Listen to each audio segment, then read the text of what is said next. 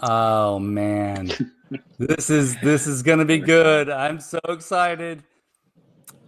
Right? Right? Right? You know, just the fact that it's like been bi-weekly almost. Here, we did Just the that fact that we're doing this Superman. twice this month. That's huge. That's huge. I'm It's already huge. That's exhausted, big by the for way. us. Exhausted. I think that's a sign that you need to continue with that format. Yeah, I think so. I think so. I'm not Yeah. opposed. I'm just saying. I miss my frenzies. Yeah. Everybody, welcome to another episode of the Frenzy. Tonight, as most of you who are watching already know, this is a big deal. Really excited about this. We're here to celebrate He-Man.org, and I don't even have any words for it. It's very exciting. Right, this was a lifeblood for a long period of time for us as Masters of the Universe fans, and boy oh boy, when we had nothing, we had He-Man.org, and some of my earliest memories of starting to look up Masters of the Universe at the start of the internet involve He-Man.org. So I just want to thank Val for being here. That's really cool for you to show up. Hey, I'm honored to be here. I appreciate you, letting me hang around in the background and cause some mischief. So, and we're really, everyone knows Adam as a co-host here on the Frenzy, and we're really excited to celebrate you in this endeavor, Adam. So this is so cool, man. Yeah. No, it's been like ever since Wednesday. Like I've been inundated with messages, like really nice stuff. People wanting to congratulate me. They're sending me like uh, zip drives full of their scans and things for the site. Yeah, That's awesome. well, zip files. I should say zip files full of full of scans of whatever they've got from their hard drive. So yeah, just really. you've ruined the allure, man. I was hoping they were actually sending you zip drives. That would be Yeah, amazing. well, Like, wow. I Yeah, we're take not some zip old, drives. not at all. Yeah, they can send me some floppy disks full of comics.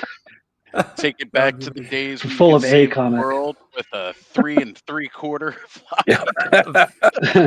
You heard it here, folks. Floppy disks are coming back. They're Oh come yeah, back nice. hard. That's right.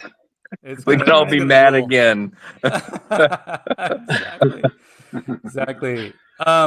Man, Oz, we already got a bunch of people showing up in the chat. Should we say hello to some of these folks? I think we can manage. Let's see how quick I can go ahead and run through these here. First here tonight, we had Pedro Ribeiro saying hello from Portugal here, 2 a.m. Thank you for joining us since it's 2 a.m. That's fantastic and incredible. That's cool. But a special hello to the Holy Bible of Motu, Adam from the Battle Ram blog. Got to agree with that. Rick Capabianco says, how exciting. I mean, my nip's been hard since I heard about this. Crazy. We got Ace in the house saying, oh shit, what up? All right, Ace.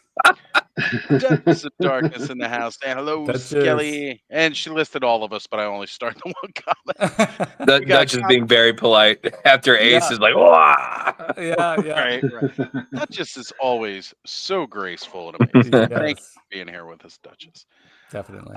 Cobweb Collector saying, sup, fellas. We've got my buddy's Customs in the house saying, look at these good-looking gents on screen here. And me too. Right? I'll say, I don't know who he's calling good-looking. Yeah. Only these two here have their hair. Only these.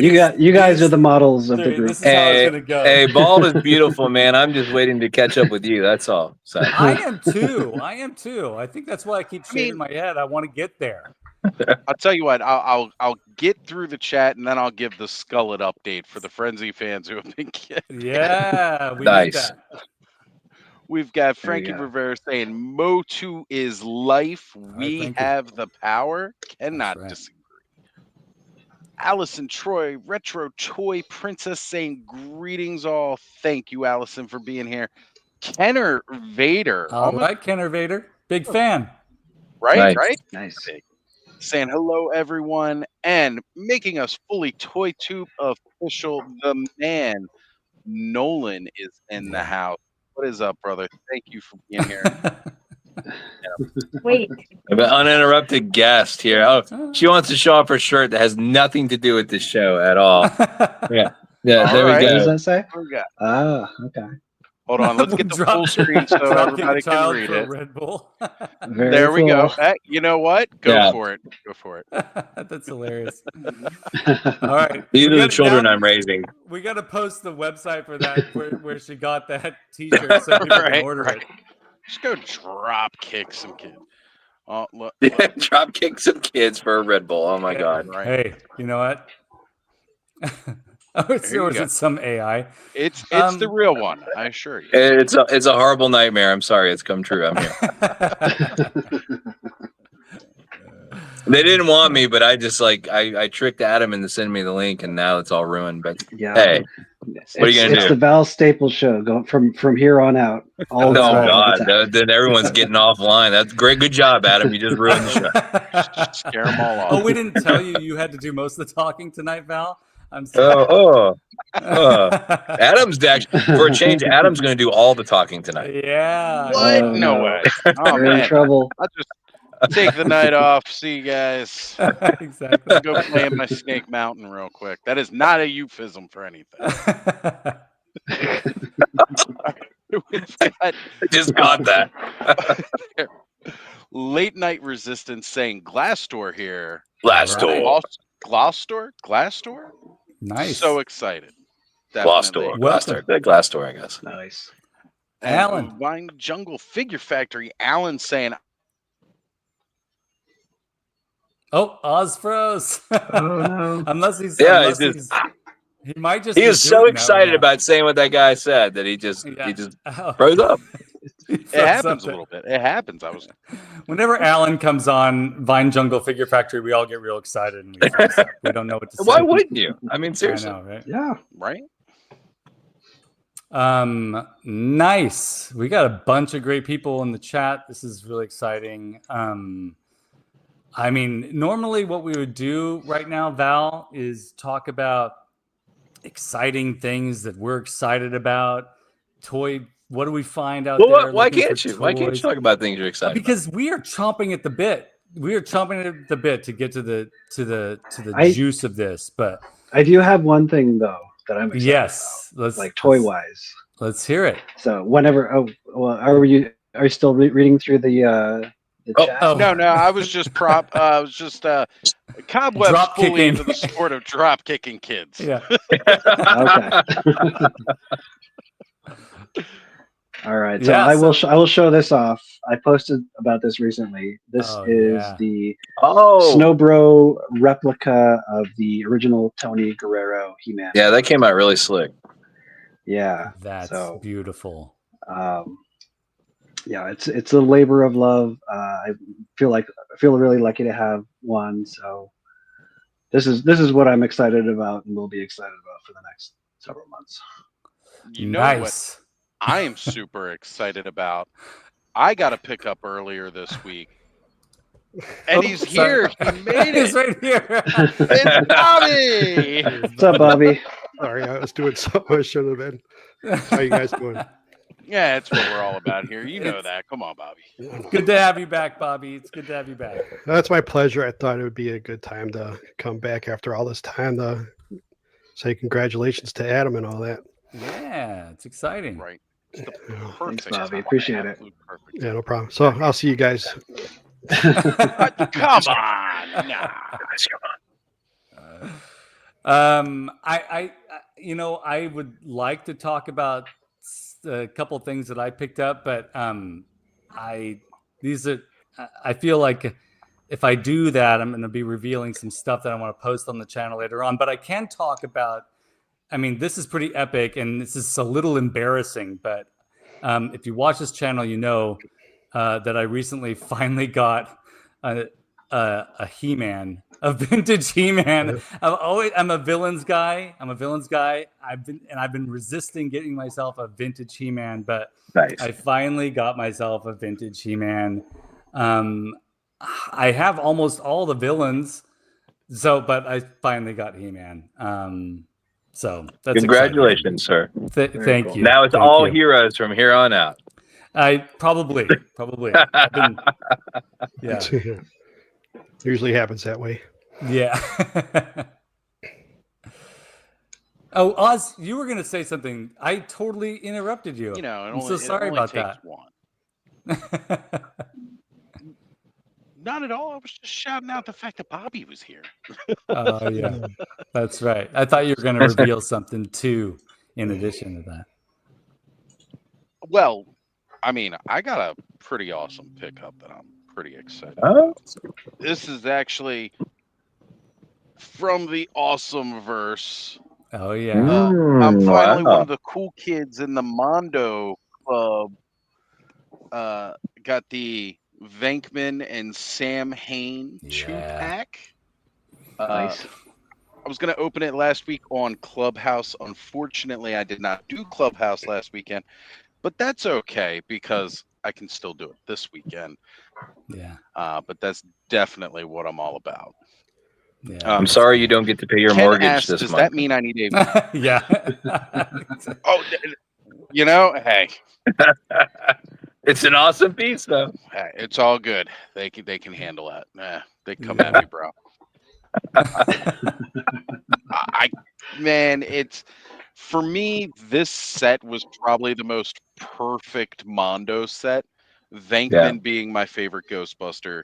He comes with the Slimer pet ghost, and then it's got Sam Hain, the embodiment of Halloween. Yeah, Like, that's really, awesome. if I'm gonna own one Mondo piece, this is it for me. This works. It's a gift that keeps on giving. All right, couple of other things. It really is. I did want to grab a couple more pieces here, if it'll stop slowing down on me. Ken asks if he needs vintage Optimus Prime. What do we say, boys? Yeah. Vintage everything. Vintage. Okay, vintage there you go. rules. I mean, these days, if you can afford it, yeah, go for it. You know, if it's complete and mint. Right. Is that a pricier one? They're Megatron and Optimus are getting up there. I mean, I think they plateaued a little bit, but for a while there, they just kept going up and up, especially during COVID. But yeah, I say go for it, man. You know, if you've got the villains, you know, you might at least just get Optimus. You know, kind of like, you know, like with getting He-Man. I mean, it's just kind of like, you know, that's my opinion. No one cares what I have to say, but I'm just saying. We care. Yeah. We do care. All right. Alan joins Skelly with his hate of the heroes are zeros. We have heroes are zeros. There you go. Yeah. There you go. Kenzo says, "What's happening, gentlemen? Congrats." Yes, congrats to Adam. It's a big deal. And I thought I saw somebody else jump in that wasn't here before. Yes, Alf. Alf, all right. Good to have you back, Alf. If it'll pull up here. It's up. Maybe I should take over the clicking on the comments, Oz. It feels like something might be happening over there. You want me to do that? All right, cool. Okay. I feel like also, but I see like If you 150 don't plus mind, I figures believe later. I'll I don't know who that was, but it was like crazy. Oh, what was that, Val? I'm so sorry. Oh, I didn't catch who it was that made the comment, but they said they started with a couple figures and then like 150 figures later. Oh, I was like, wow, that's how it goes, though, right? I mean, everybody here knows what that's like, right? We all know what that's like. Yeah, it's like, I'll just get one or two. Then you're like, you know, crying that you have no savings and your children can't eat food, and you know, you got no gas for the car to get to your job. You know? The only T-shirts you can get your kids are about Red Bull and drop kicking children. It's tough. It's tough. Like Yeah. I think the 8-back is like the what the dealer gives you to get you hooked. Like, okay, I got my 8-back. Oh, But wait, oh I my need gosh. Trapjaw, right? Or I need Moss Man. And then you just keep like, okay, and then I gotta complete this wave or that wave or whatever it is. Yep, so true. That's why Bobby, my collections are over with. I was just gonna ask, are you still retired from collecting? Yeah, I have been for 2 years now. That's incredible. Yep. I think we can all say we should admire your Oh, you don't have to admire ability anything. to do this. That's Yeah. perseverance, sir. Yeah. That Thank is, you. yeah, that's pretty amazing. Holding the line. I fantasize about that sometimes. Like, you know, what would it be like? It might be amazing. It's liberating. I can tell you that. Yeah, it feels good. I can focus on getting other things that I really need in life. Yeah, for sure. I did the toy stuff for 40 years. I don't need to do it no more. Yeah. Respect. Sorry. It is. It's Val, like. Sorry. Go ahead. I was just gonna ask Val if he got anything recently that he's. No, I have not. All of I won't get into it. I've had a lot of personal things going on, and all my money is going to that. Yeah. So Amen, it's just brother. like, yeah, there's just no money to go to collectibles or anything like that. If I'll get something every once in a blue moon, it has to be something very, very, very special, you know. Yeah. But you know, lately for a while, it's just I live vicariously through everybody else. You know, it's just been lately. It's just been Pixel Dan and I going around photographing turtle toys and admiring everybody else's stuff, so I don't have to buy it. So yeah. Yeah, like, and that's exciting too, because that was kind of. I mean, we knew about the Turtles book, or I think I did. I don't know. Maybe you knew about other people knew. Yeah, but just having that come out, was the experience pretty similar to the Masters book, the toy guide? I would say identical. You know, identical only in the sense that's different in that, you know, you just try to evolve with everything. Like every time you do a project, you learn from the previous one and apply it to the next one going forward. So in terms of what you present to your fellow fans, you make those improvements, and then also you learn as you travel and you photograph and you pick up tips and tricks, and you know, try to improve your efficiency as well as the quality of your shots. And you know, it's an ever evolving process in terms of, you know, gathering this information and, you know, putting it together to chronicle for, you know, someone else's benefit. It's pretty cool. I mean, it's a couple of volumes too, right? The Turtles. Yeah, it will be a second volume if as long as people pre-order the second one. I mean, we made enough on the pre-orders to go into printing for the first one, which is, yeah, so now that's guaranteed to happen. The second one, we'll see. You know, is Oz not coming back? What happened? He said he went into the chat and said his internet won't maintain a stable connection right now. I hope it gets better, Oz. Hope it gets better. Come on back when you can. Yeah, you know, internet issues, we're all used to that. That's just the way of things now. Yeah, unfortunately. Yeah. Well, I don't know about you guys, but I'm really excited to celebrate He-Man.org right now. Yep. I kind of already talked about my relationship to He-Man.org briefly there. Bobby and Adam, I'm kind of interested to know what your experience was with He-Man.org during those early years, if you have those experiences. Yeah, I want to hear Bobby. Yeah. I turned my computer on one day, searched up He-Man, saw He-Man.org, looked at it, said, "This is cool." That's about it. So, no, I used it a lot to, you know, look at the toys. Obviously, you know, I collect all the vintage stuff, and I was mostly interested in like all the other stuff, like the books and things that I didn't know were out there, like which volumes, you know, different stories that they had. So I used that to get all those golden books and things like that. That was what I used it mostly for. And then, you know, looking at the toys, obviously, if I was buying something vintage, it helped me with what weapons and accessories they had that came with it when I couldn't remember, you know. So For sure. But yeah, that's what I used most of it for. It was pretty cool. I didn't get into any of the chats or nothing. I don't like to chat with people, as you know. So there's a lot of weirdos out there.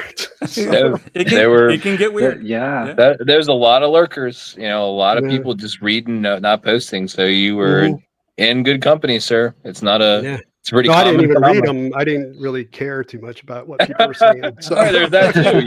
You're just on the resource side. Yeah, it's just on the resource side. Yeah. Yeah. The very first image I ever printed out from He-Man.org was, and Adam, you're gonna love this. It was Merman. Yes. I was at work one day and I was talking to my friends about it, and we're like, hey, let's get on my boss's computer and print out some pictures of these things. And it was Merman, and that was an epic experience. Just like being able to hold an image of this when I didn't, all my kids' toys were given away, and so just looking at the image was enough. It was just such a cool experience. How about you, Adam? Yeah, I started looking into He-Man because I had just become a dad. I was trying to find some toys for my son, and for whatever reason, I just started thinking about, okay, when I was a kid, I really loved He-Man. So I started Googling stuff. There was a couple of the first things I remember finding online were because at the time there was Demo Man and Castle Grayskull Man, which weren't in the vintage line, but there was so much chatter about that, and semi controversial with Demo Man too at the time, but it's just kind of this world that of looking back at kind of the history of the line, where people would talk about that, and just that I don't know, that immediately grabbed me for some reason, and I immediately created an account and kind of lurked for a bit and kind of tried to pick some things up, and I think over the years I had thousands of posts there. It's pretty much a regular stop for me. That's awesome. And now here we are, and He-Man.org is coming back. So it officially launched yesterday, right, Adam? Yeah, it officially went live yesterday. We started working on it in April of this year, so just kind of trying to come up with a structure.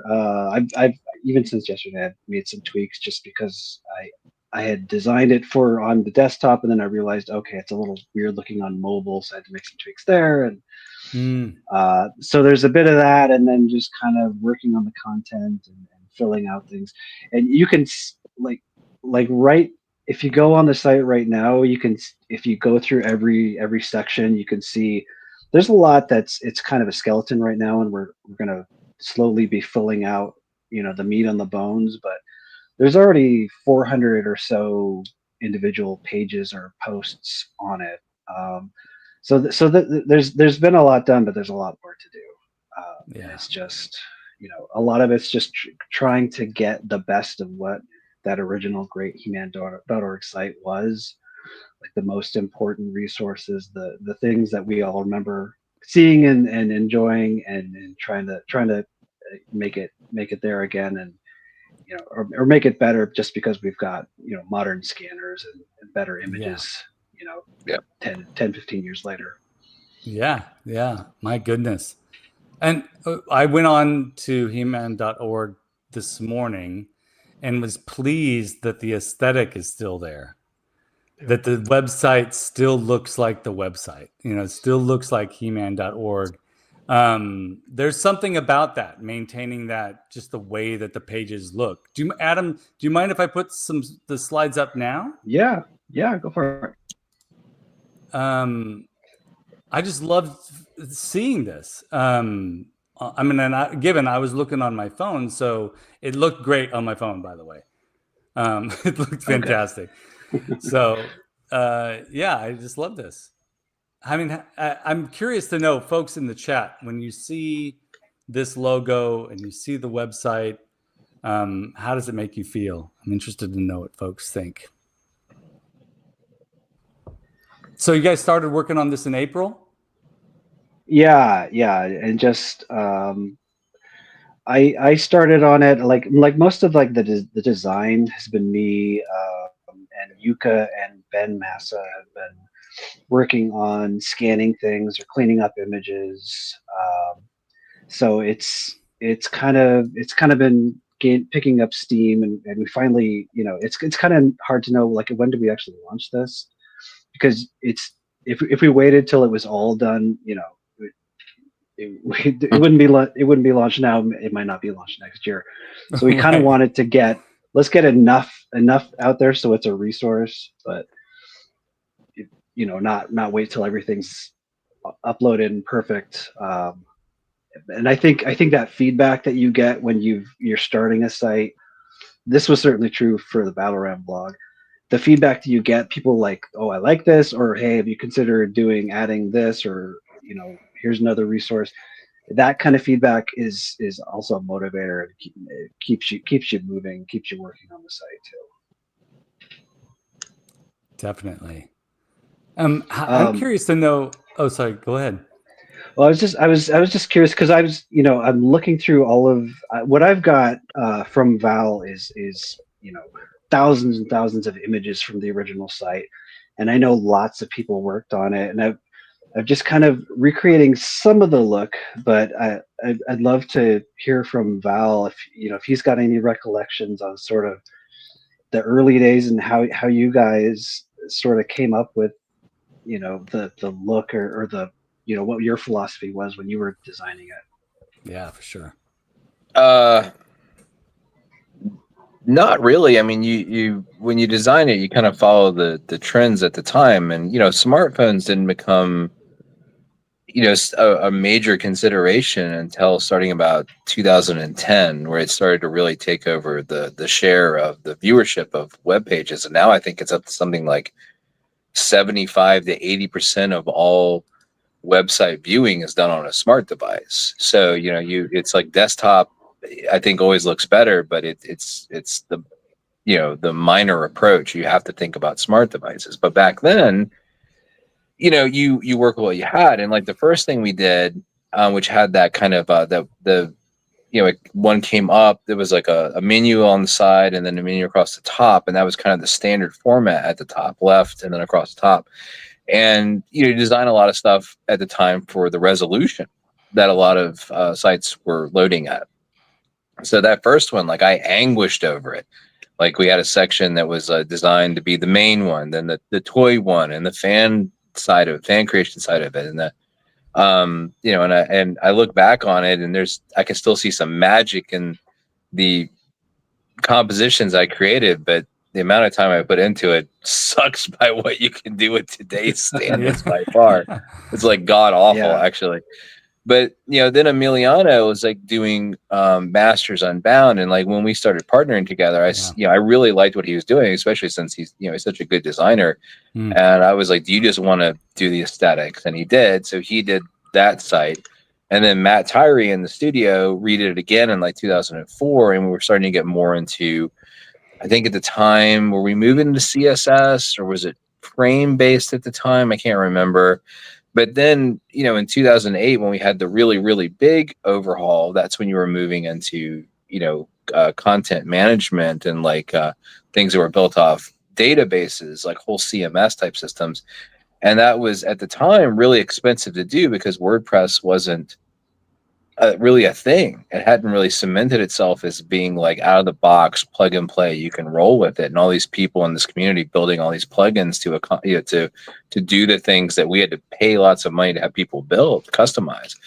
And that was the reason, like, why the site like suffered the way it did, because all that had to be done custom. We had to pay for it, enormous amount of money, and when it broke, it broke. There was no way to fix it because, as things update with, server software from the different things that you run on there, anywhere from PHP up to the, whatever else is running on the server, like it doesn't update along with it. So things would stop working. but we couldn't afford to have somebody go in and fix it because custom coding is custom coding. Like, unless someone's a really good guru of coding, it's someone else's work. You know, it's like trying to like fix someone else's painting. Like, and you know, it's not something that somebody else really wants to do. They also don't know really where to start. Right. So that's where we stagnated at that time. So, you know, when Adam was able to come in here and take over, you know, it was kind of just a fresh start. You know, you had something that had not been visually updated since like 2009. Is that when we actually launched it, I think? And so it was way overdue for a fresh coat of paint. And he was able to adopt and adapt to everything that's out there now. So, you know, it's something where like what he has may not necessarily jive with what people may know from 20 years ago, but it shouldn't, because viewing habits and platforms and everything are so drastically different. You know, and so like he has carte blanche, to just do what he wants to do because he has to. You know, he can't adopt and use what was there before because it just won't work. Yeah. Hopefully that was not too wordy, you know. No, that's good. And I wasn't there for any of that, so it's fascinating to me. Yeah. I mean, I can go into all the minutia, but it will bore you to tears. Like, that was the broad strokes on it. You know, so. And for some of us, it might just be like, what is he talking about there? I kind of understand, but it sounds like magic to me.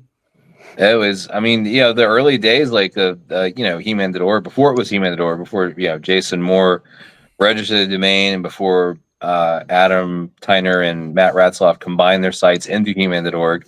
You know, Adam Tyner was considered sort of like he wasn't the first He-Man site, but he was the one that really took off. And back then, I mean, he's hand coding this thing, like, you know, like in a notepad, typing HTML by hand. You know, it's a completely different beast than you have now. I mean, you could get away with a lot less back then. Now, forget it. You know, it's like everything is so complex, but you know, that's just how it works. You know, we're not just a bunch of curious early 20-somethings that get on the internet for the first time, and you can go to a website that loads a few pages very slowly with your modem and, you know, looking at a list of data, and that's enough. Now it's got to be all fancy bells and whistles, right? So it has to be fast. Yes. I kind of miss those. I miss that's how that merman image downloaded, or oh God. you know, it was just like other images. We could or other images. We could build like an Alta Vista version of He-Man.org. Yeah, get your GeoCities website ready to rock. You know, here we go. We'll get the web ring going. It's something that I haven't really thought about very much lately. Yet I think about this in other ways all the time. When it comes to the internet, I never really think of it as an evolving art form, and how primitive and you know, primitive in air quotes, that the internet piecing it all together at the beginning was like. I mean, you said hand coding, and that just blows my mind because there's so many quick fixes to this now, so many easier ways to do it. It's just, it's kind of amazing, actually. That's so much pre-programmed in terms of plugins and, you know, the base coding for the platforms that you use. It's all there now. I mean, Adam still can go in and hand code PHP, but there's a lot of modules for so many basic things that exist now where you don't have to do that. You know, it's just crazy how detailed, and also a big part of it in terms of you know, the evolution of like how sites load and how they hold data and how they present things. There's a fair amount of security involved as well. You know, it's like, I don't think a lot of us in the early days were concerned about having our sites hacked. You know, it's like now it's like, you know, it's a legitimate concern about somebody tampering with your website and doing something to use it as a jumping off point for some sort of potentially illegal tomfoolery. So you got to watch out for that. Yeah, true. Do you mind if I ask you guys how these conversations started back in April? Like how this the rumblings of this began? Oh, this is you mean with me and Adam? Before It's April. pre-April, like way pre-April. Yeah. Like regarding when He-Man.org. Yeah. back when the original org was in the process of closing down, right? That's when we first started talking about this. Nice. I mean, I can go on about it, but I'd rather hear what you have to say, and then I can embellish on it, because I actually have a couple things that have kind of driven me nuts that I've wanted to talk about for a while. It's like, but it's like I would like Adam to tell that story, tell most of the story. So old man Adam, Grandpa Adam, I will say what I remember, and then you can add to that. So basically, I just remember before the site, as I recall, was down, as the announcement was made. You reached out to me. You asked me what would I think about if the site was brought back in another form, if basically I would run it, because you didn't want to see it go away. It wasn't going away because you were tired of it. It was going away because it was just too expensive, too huge. There's so much in that site, but to affordably keep hosting. So the idea was, okay, pass the baton to me to run it. It would have to be recreated, but get some of that great He-Man.org content back in some form or another. It just, we'd have to, if the house was crumbling, we'd have to let it go away, but then bring it back in a more feasible, affordable format. Yeah, Bobby and Oz are so bored right now. They're just like falling asleep. No, I was just thinking, like, I remember when I was running the my vintage Motu thing on Twitter, and people asked what websites to use, and I remember telling them about Adams and then the He-Man.org, but then like 2 days later it was shut down. I just remember that. It was like, hey, this site doesn't work anymore. I was like, oh, I didn't know. It did kind of feel like a bit of a surprise, like a shocker. It didn't come quickly. Like in the background, I had been actively like figuring out ways to keep it going so it could transition. But it got to a point where I had a server contract that was about to expire. And the downside is to keep that site at the size it was, which was huge. I mean, I can't even remember how big that thing had gotten. I want to say it was pushing a terabyte with everything. It was ginormous, but the traffic was even worse just because the load lag and the redundancy and everything was absurd. And it meant I would have to sign a new contract with the server for something big enough to hold it, and I just couldn't afford it. And I had a lot going on in my life, and it's still dealing with some of that. And I went to Adam, and I basically told him, I don't remember at what stage, I was just like, look, I still want to do this if you're interested. And he was interested. And I said, look, I'm going to take it offline, and I'm just going to eat it. I'm not going to tell anybody that you're working on this, because I don't want them to pressure you. I don't want them to hound you about when this is going to come back up. Smart. I'm going to be the bad guy here, and people are just going to vilify me for this. And I'm just going to deal with it because I know that something's coming, and I'm not worried about it. In the meantime, there's still this rumor that persists amongst a handful of people that like all these people came out of the woodwork who offered to save the website and we're going to keep it going, which that is not true at all. I had 4 people reach out to me about the website. One offered to pay for the site, but didn't offer any specific amount of money. They just said they'd be interested in buying it. I was kind of like, I don't really know. I don't think I'm okay for that. And he kind of dropped the subject. And the other 3 just wanted me to give it to him. And the thing is like all 4 of these people, and it was just 4, might have been really great people. They might be really great people, and they might have had really great intentions. But here's the fact: is I don't know them. I don't know these people at all, and I'm not going to take a site with 20-some-year-old legacy and hand it over to somebody I don't know, because I don't know what they're going to do with it. I don't know if they really will keep it going. I don't know if they really invent it. In 6 months, they could get tired of it and try to sell it, or they could have used it for something to sell, He-Man jockey shorts. Like, I don't know. Like, I don't know what they're up to. And it's one of those things. Like, again, they might all have great intentions, but I just don't know them. But, I had already talked to Adam about this, and I knew the plans were in the works. So another reason it took so long is it just took me so long to hand the keys over to him to do all the technical stuff, because I was so busy with all the personal stuff going on in my life. But, it was a long time coming, but it was something that was kind of planned from early in the process. So. Yeah. Oh, and I remember you asked me at the time, like, okay, what if you were running this site, what's your plan? So I remember at the time just coming up with like, okay, here's what I'd like to do with the site, and so we sort of had that as the original was closing down, and that kind of waited until we were ready to really relaunch, and then started executing on that plan. Yeah.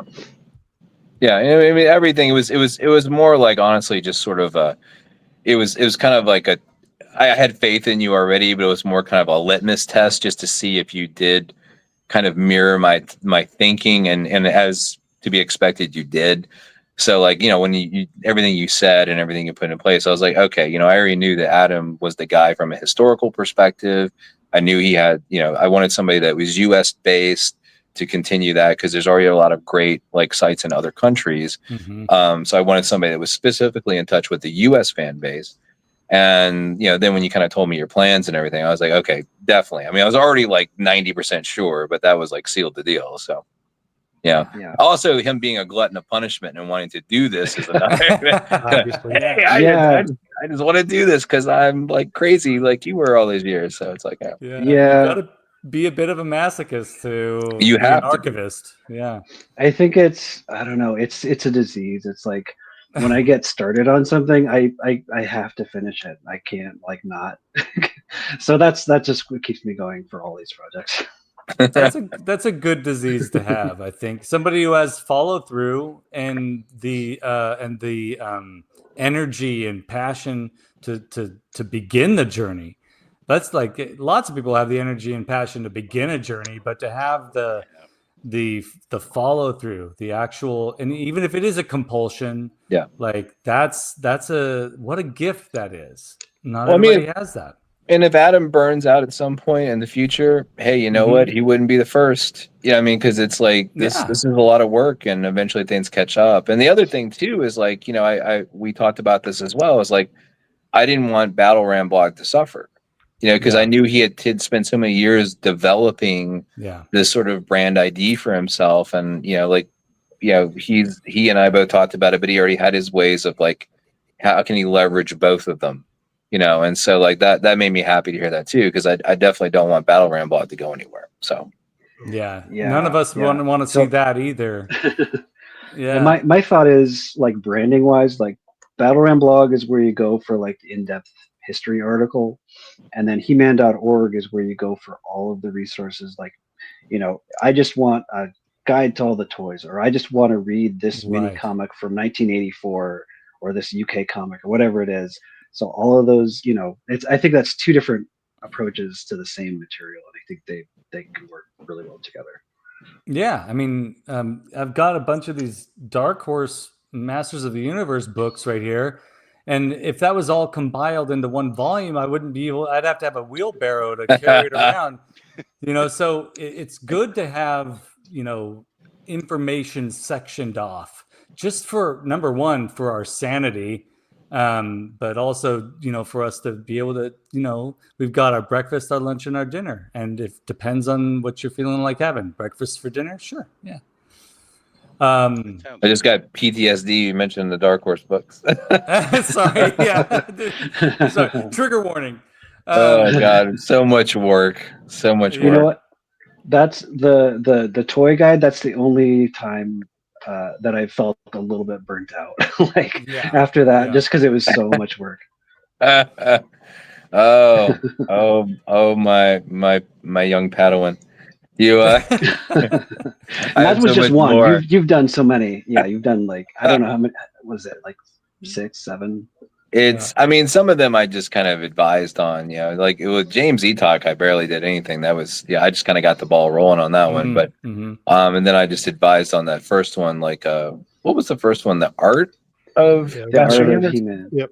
Yeah, but everything else, it was like, the encyclopedia I mean, Danielle Galerta did, I would say, most of the heavy lifting, her and Eric Marshall on that. But that and the newspaper strip and the mini comics and the toy guide, I mean, that's a lot of years right there, a lot of mileage to get those books done. But there's sort of a selfish, or it's a self-centered satisfaction when you know that those books are in the hands of the people that are crafting the current canon, like all of us were able to get together and centralize that information in one guide that they utilize. I mean, it's like without that, they wouldn't have the background, the information with ease that they do now. I mean, that's how it is. Like, we had a lot of that on He-Man.org, but people, you'd be surprised. Like when you put all that information on a website, it takes a really, really hardcore fan to really deep dive into it. Like it sits there and most of it kind of goes untouched by most people. I can see know that. I've spent quite a few hours on He-Man.org and Battlebrand blog. Like Nice. A lot of people will come to me for information. And it's funny now because I regularly talk with Adam. But how many times people ask me for stuff and I'm like, you've actually managed to find a few things that I don't even know about at this point. Nice. And it's like I get to refer them to Adam or even Allison in the chat as well and just be like, look, these two people are probably, a couple of the few people that I know personally who know more than me. But, a lot of people be like, yeah, it's an extreme amount of knowledge. And it's like, well, I can tell you where I found all this information because I sure as hell didn't have all of it to begin with. That's what I tell people. If they're going to ask me, I was like, you can go look it up. I looked it up, so you can go look it up. Right? Yeah. Like, here's the link. Yeah, use your eyes, read it. Nah, I mean, I don't mind talking about it and stuff like that. But no, I don't either. But yeah, it's a lot, though. And it's like, go spend some time. You can find this information. If I found it, you can find it too. I promise. I mean, it's funny. We're talking, in so many ways, the information that fans of us were looking for, we were going to He-Man.org or later on going to Battle Ram blog. Like you guys have created a concrete foundation that's solid and reliable. And that is so important to those of us that do like to do the deep dive. And I think everybody in the chat and everybody watching and everybody in this room right now are like that. And it's lovely. I mean, what is good research but without good sources? And so, thank you for all this. It's important to us. Yeah. And everything that you see on my site, it's basically like it starts with the original founders of He-Man.org, and it just builds over time. Yeah.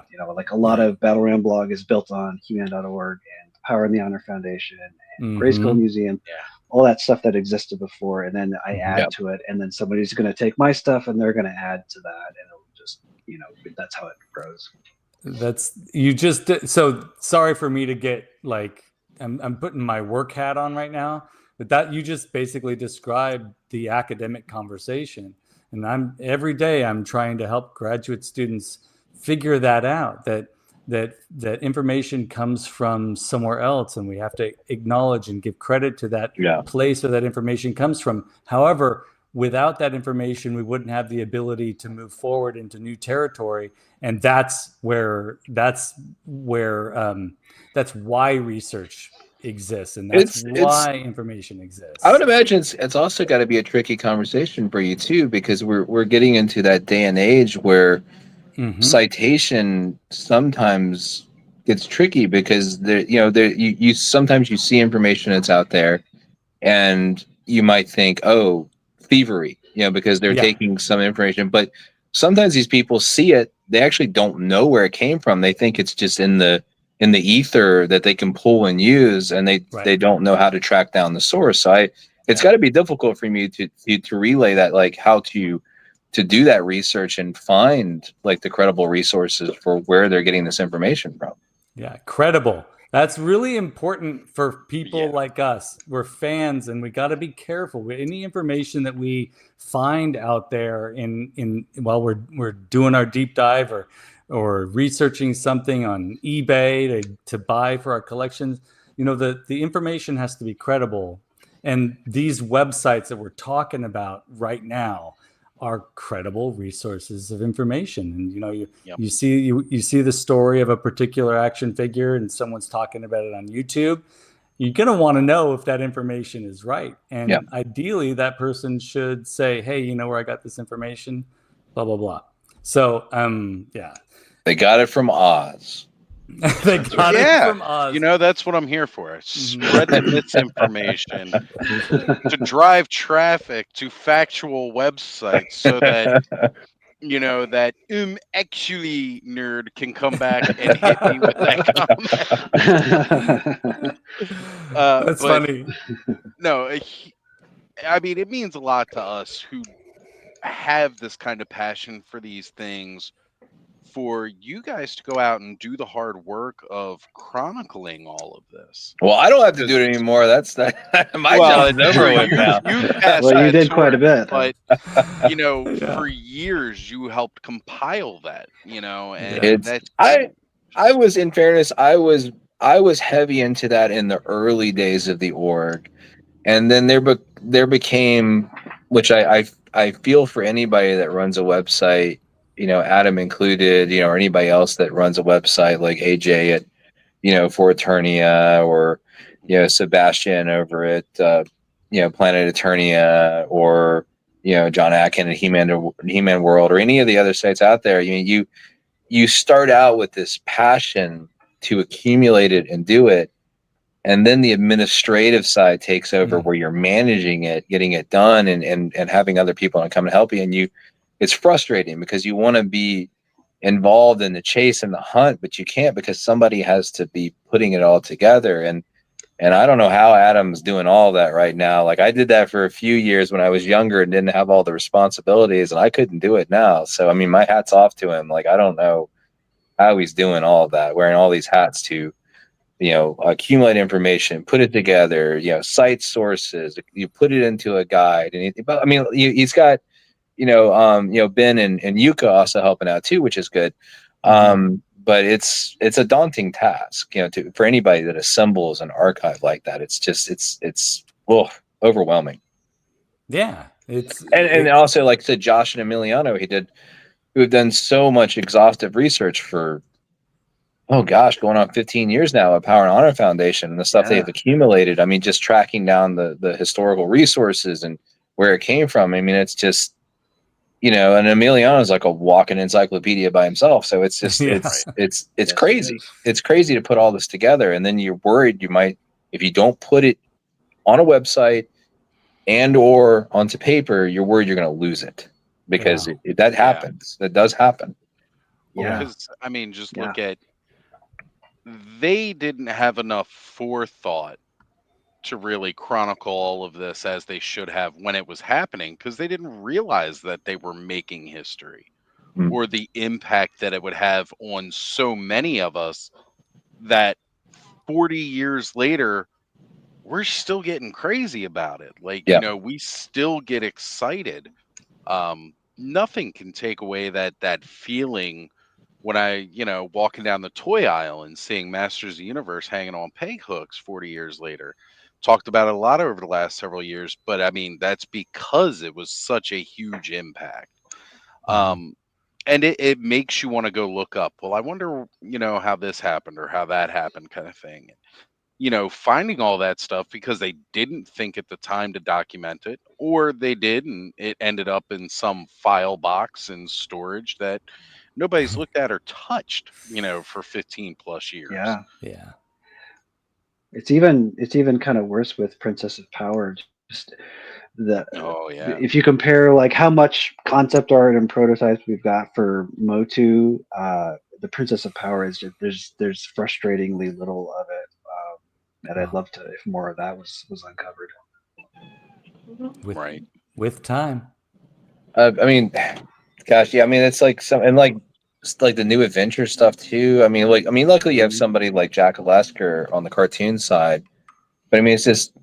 I mean, who would have thought like things as they move along, like in time, like as they become, closer to where we are now, some of it is harder to find. Like that, I never thought that would be the case. Like with the Princess of Power stuff, like it's so weird how some of the design and the history and the provenance of it has fallen away. And it's possible. This is the bad part too. That I hate saying this out loud.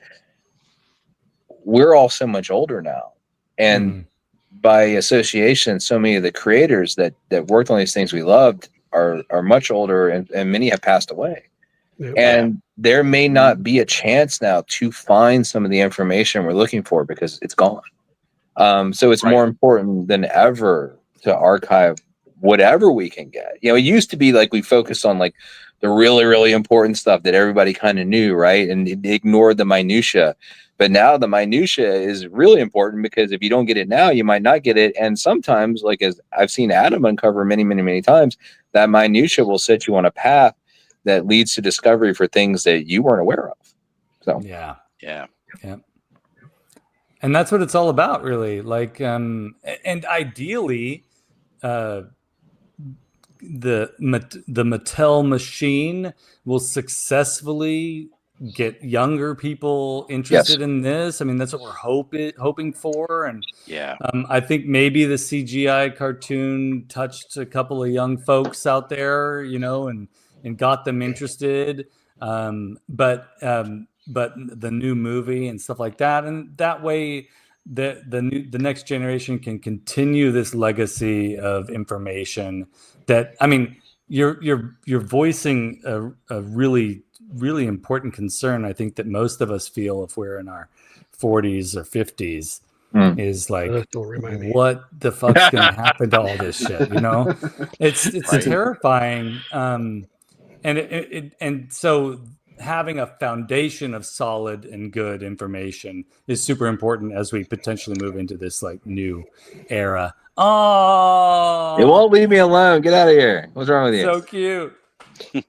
Bombarded by greedy cats. We love animals over here. Val, I remember all the He-Man or the Bro Scooble dinner episodes where Kit Kat would talk into the mic. That was I miss Kit Kat. She was a good cat. I miss her. Yeah, she had a I mean, like all animals, they like and us too, they reach a point and that's it, right? So she reached hers, but she was a great pet, and this what's wrong with you, crazy cat? Other relationships come along, so that's true. But they'll never replace, they just add to it. They don't replace the ones you had. So yes, like there will never, like tons of Masters podcasts will come along, but they'll never be Roast Google. True. I don't know if Roast Google will ever return. Like that was He-Man.org. I could pass to somebody. The right people. Roast Google dinner was like, my thing, and I had a very specific vision for it, a very specific format. I spent a lot of TLC and the editing and the love for it, and I just don't know if it will come back. I don't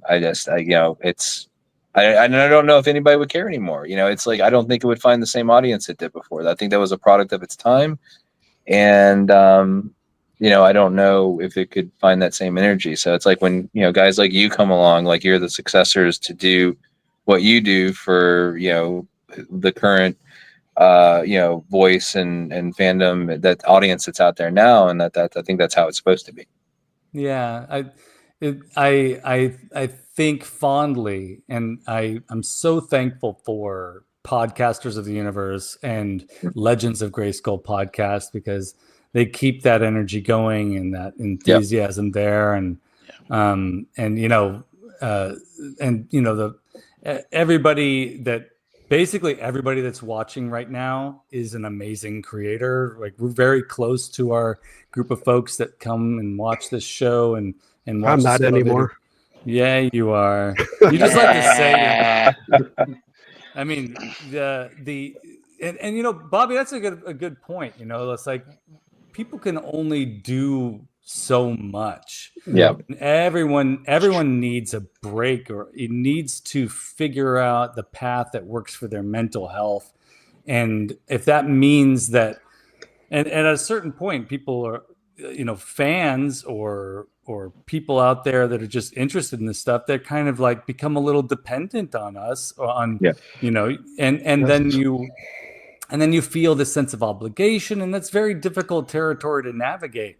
Yeah. But you know, knowing when to take a break, knowing when to step back, and knowing when to you know, put yourself in check is super important. And the hobby should always be a hobby. It should always be something that you find, in my opinion, a joy and an escape in. And when your hobby becomes a burden, or it becomes a source of stress or frustration or financial hardship, it's, in my opinion, it's time to reevaluate your priorities and maybe take a step back. It doesn't mean you have to abandon the thing you love, but it sounds like it might be time to refocus how you view it and how you've been approaching it. Because, you know, if something you love doesn't make you happy anymore, you know, that it's time to look at it with new optics, in my opinion. So that's exactly what I said a while back. Remember that? It's so true. And you know, if you're a real fan of Masters of the Universe, you don't have to own anything. You just have to walk by a whiff of patchouli or pine air freshener, and you are immediately transported to all that joy. You know, you are. That's all you need, or just a plastic smell from the Target $3 section. You know? it will take us to that place. And sometimes that's all you need, right? Yeah, that's exactly it. Well, all right. We've been looking at this lovely first page of the website. That's all that's there right now. That's it. That's all, folks. That's it. That's all we got. Adam, you did such a great job on this one page, man. I can't wait for what's the rest of it, sir. It's fantastic. It took me all hour to do this. So good. Well executed. Yeah. Epic. So Adam, should I go on to the next one? What do you think? Yeah. As long as it's not like a forum, you'll keep Bobby attached. Yeah, don't give him a forum. Just make sure it's just images. No forums. No forum talk tonight. No forums. So this is the first page I worked on after I sort of created a skeleton of the front page. So this is basically I wanted, because I know when I started on He-Man. Oh, and may I interrupt you for just a second, Adam? Go ahead. Just a second, because I want him to go into this full force. Adam's doing what Adam's doing and working with Yuka and Ben. I am not dictating policy. I'm not guiding them on this. They have the keys to the kingdom to do this however they want. Nice. And like, I have access to the site, but it's just to go in and do like security updates. Like, it's really tempting to want to look at what they're doing, but I don't, because like, I want to be surprised everybody else. So like when you guys are looking at this or he posts the samples, it's the first time I'm seeing it too. So nice. It's exciting for me because it's nice to see people come in with these fresh eyes and do this. And so please continue. Yeah. So, I mean, a big part of the org, people would go to that collecting section, right? And they would see, okay, here's the vintage He-Man section. Okay, I've got, 7 figures. What else do I need? And here's what the accessories are. So basically, we've got this one page for vintage Motu toys. We've got pictures of all the toys. Each picture is a link that goes to a page where you can learn more about each one. Unlike the Battle Ram blog, you're not going to get a long spiel about the history and everywhere this one appeared or who had designed it. It's just going to be, and you can see that on the next slide. You'll like, okay, look, here's He-Man, basic information, who he is, what he came with, what his action feature was, some turnaround pictures. I included the mini comics that you could find with various as He-Man was released and re-released over the years, and then the packaging, including like the gift sets that included He-Man. I haven't put in the like this JCPenney gift sets. I've just kind of started out with just the basic ones. But eventually I do have somebody who's going to share some of the various production variants like Leo or Top Toys or whatever. So that'll get added later. But for right now, it's just basic. Here's what you need to know about He-Man as a collector, especially if you're just getting started. This is, I think, probably a question that a lot of folks might want to ask at this stage. And hearing you say this, are you rebuilding from the ground up? Yes. That's incredible. Yeah. None of this content. Incredible. Although I will say images, a lot of the images they're going to be shared between, because I've archived a lot of like the mint on card or mint on box. I have those at the ready anyway, so I'm you'll find those in both sites. But in terms of how it's organized or what I'm writing, they're totally different things. That's amazing. That is amazing. So Val stepped away for just a little bit. He let us know in the messages he'll be back. Okay. This is just this isn't everything in the site that we'll go through, but this is some of my favorite things. Yeah. This is one of them where I was going through the org files and I found in the news section there was this all the images from Toypocalypse 2010 from the Four Horsemen. It's like they would do these shows and invite people from the community and fan sites. So these are the prototypes, 2-up prototypes for their 2000X figures and sections. So there's a whole big gallery of that. That's going to grow too. There's a couple people who have a lot more of that material that they're going to share eventually with the site. I think it's just fun seeing picture of Eric Treadaway and Corn Boy and Jim Preziosi all so much younger. Yeah. yeah, for sure. Pretty great. I posted this today, and then Pixel Dan commented with another photo from the same event, and I guess he and Val took most of these photos, but he had another photo that he shared too. I love this. I love this. And these stactions are so beautiful. Oh my God. Yeah, and they're really nice images too, even though they're 15 years old. You can see them very clearly. I was really excited to find Incredible. I still to this day I love this version of Whiplash. Just looks amazing. If only he didn't talk that way in the cartoon, but that's we're all used to that. Yeah. Bobby, do you know how to do that? I could imagine that you would do a good imitation of that. Of him? Yeah. I don't remember how he sounds. I remember Clawful. He had that. Yeah, that stupid sound. I don't remember how. And I feel like I might be thinking of Clawful actually. Clawful was real goofy and kind of like nasally. Yeah, like how Adam just did it. Hey, you guys. Yeah. There you go. Now I'm going into the vortex of my brain trying to remember why I thought Whiplash sounded weird. Did he also sound weird? I think Whiplash sounded more beastly, deeper. Yeah. He was deeper and had like that, again, that real, bumbling idiot kind of. They all had that. I don't think he talked that much, did he, though? No, he really didn't. Most of the time when they had him open his mouth, it was like that roar sound. Mm-hmm.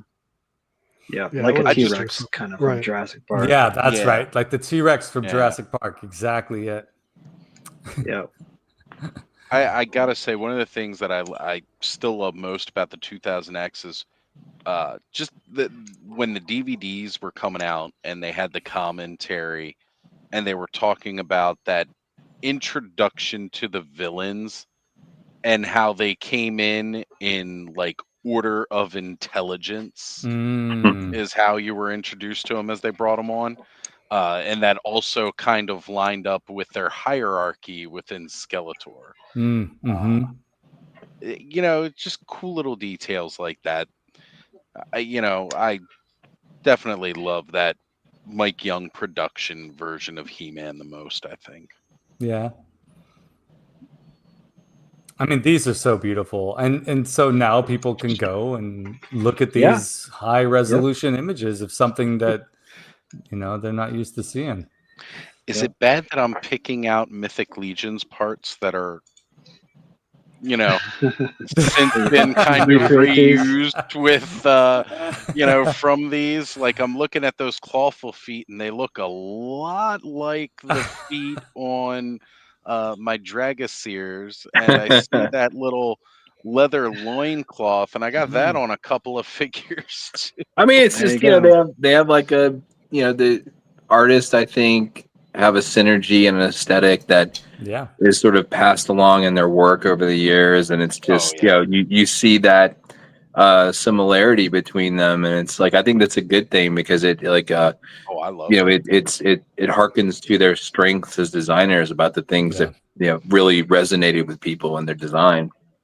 For sure. For sure.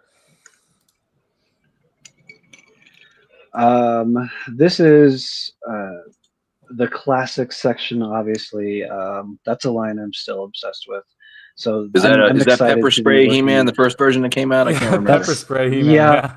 That's that's the prototype Pepper Spray He-Man. Okay. Yeah, it's like the resin prototype. So every section, and this one's, it's still building out, because there's so many classics figures. It's just a huge line. But so every section, we've got this,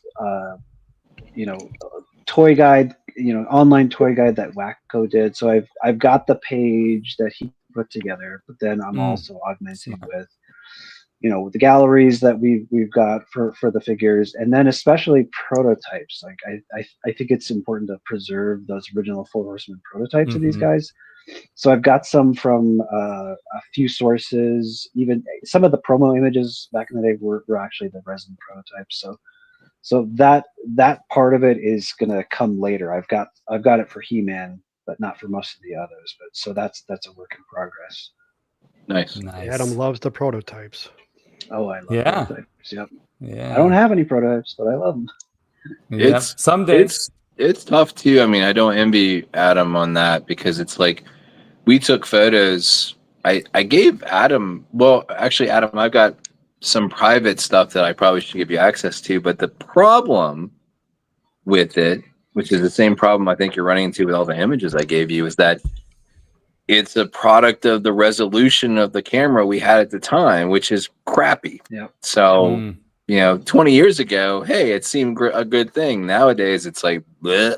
So, I'm sorry. So I can always like AI filter them for you, but that's. I mean, there's some of them are good. Some of them are they're a little fuzzy, but I just have to go through them and sort them out and see what I've got, really. Yeah.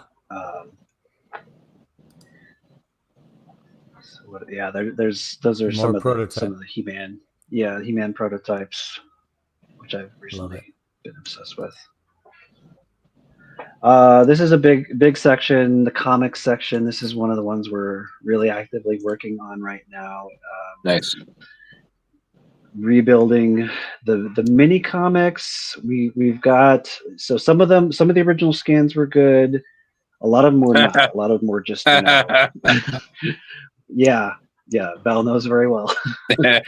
So we had so a lot there's of gonna be a lot of scanning. Yeah, I don't know how much you got too, because one of the things that we ran into, a little history here for people who, I guess most people don't know this, but we posted about it on the forums, but I think it just got lost to time. Many years ago, in the early days of when we were doing this, Mattel, we've always had a very close relationship with Mattel, and that's part of the reason why the site has been able to exist the way it has and have the content that it has and pursue things. But at times, the teams and the people at Mattel are constantly changing. And you work with the people that are there at the time, and different people have different ways of doing things and different requests. And, it's up to you to honor that, whether you like it or not. I mean, you can argue your case, but at the end of the day, if they tell you what you need to do, that's what you need to do. And one of the things that we had to do at one point is that we had to take down any comic content. We could only have the covers up.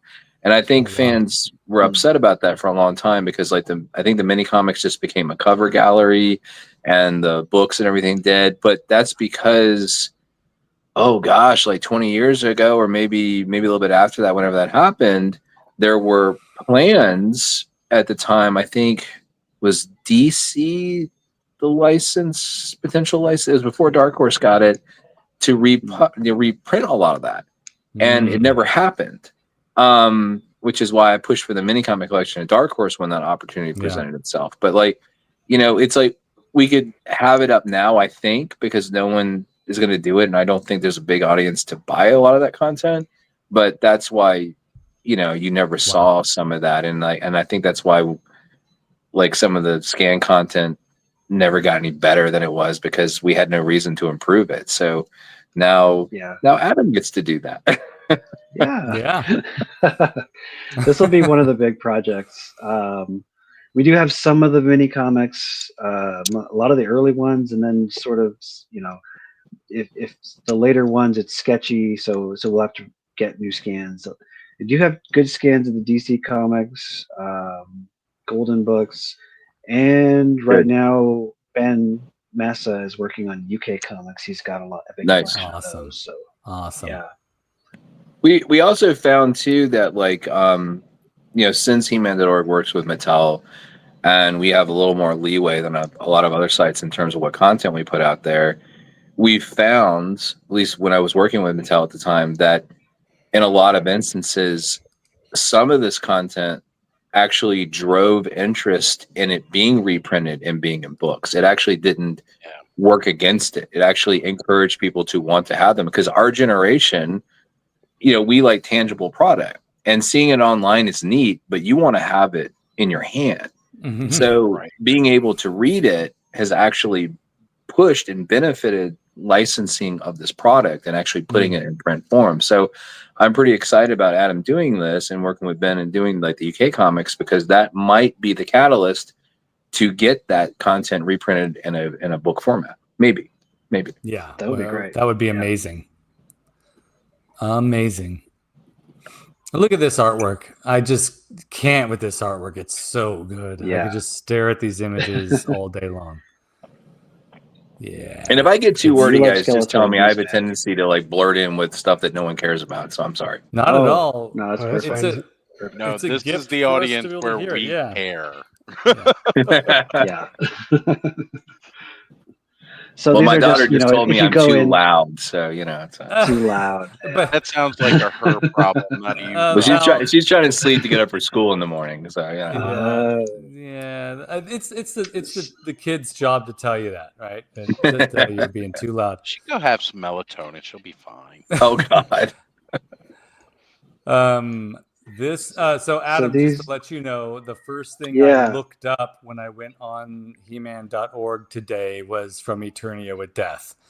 I'm glad that you included this in the slides. This is the very first thing I sought out on the new He-Man.org. Yeah.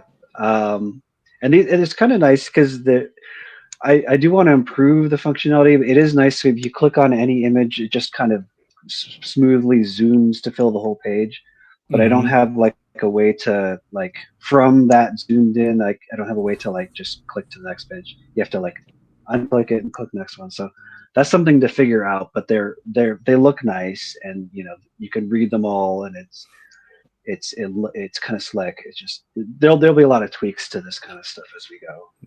Yeah, it looks great. It looks great right now, and I didn't find it too difficult to maneuver around. But it'll become easier, right? You know, Yeah, it's just part of it for sure.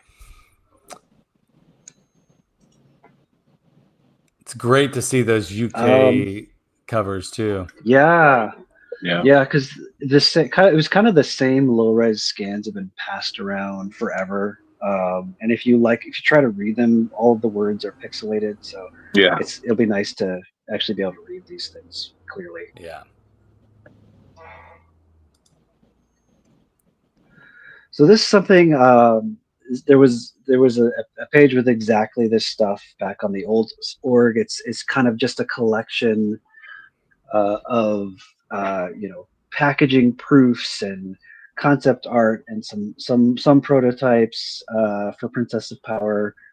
So there's a page for that. Definitely, I want to partner with some POP experts in expanding what we've got. Eventually, maybe putting a little bit more context behind these images. But I wanted to make sure we had a bit of POP content to start. I do have a few. There's a toy guide for Princess of Power, and I've got a few little mini articles up there. But so that'll be a work in progress too. I've not done a lot of this in the past with She-Ra, but it'll be a good learning experience, I think. It's great to see those sketches, man. That is amazing. Speaking of working with experts, did I see Yuka, a message from Yuka just pop up out of nowhere? Yeah. Yeah, Man, certainly did. Wait, let's see. What in the world? Is it? Let me click on Is it. it Oh time yeah, for there him he to is. be up? Yeah, I thought he'd be in bed right now, or maybe he's just getting up for work. I don't know. Maybe. Might Yeah. be just getting up. Okay. Yeah, that's awesome. Thanks, Yuka, for showing up.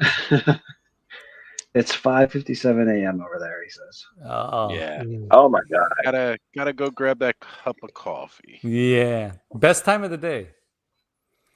Yes. Not that early.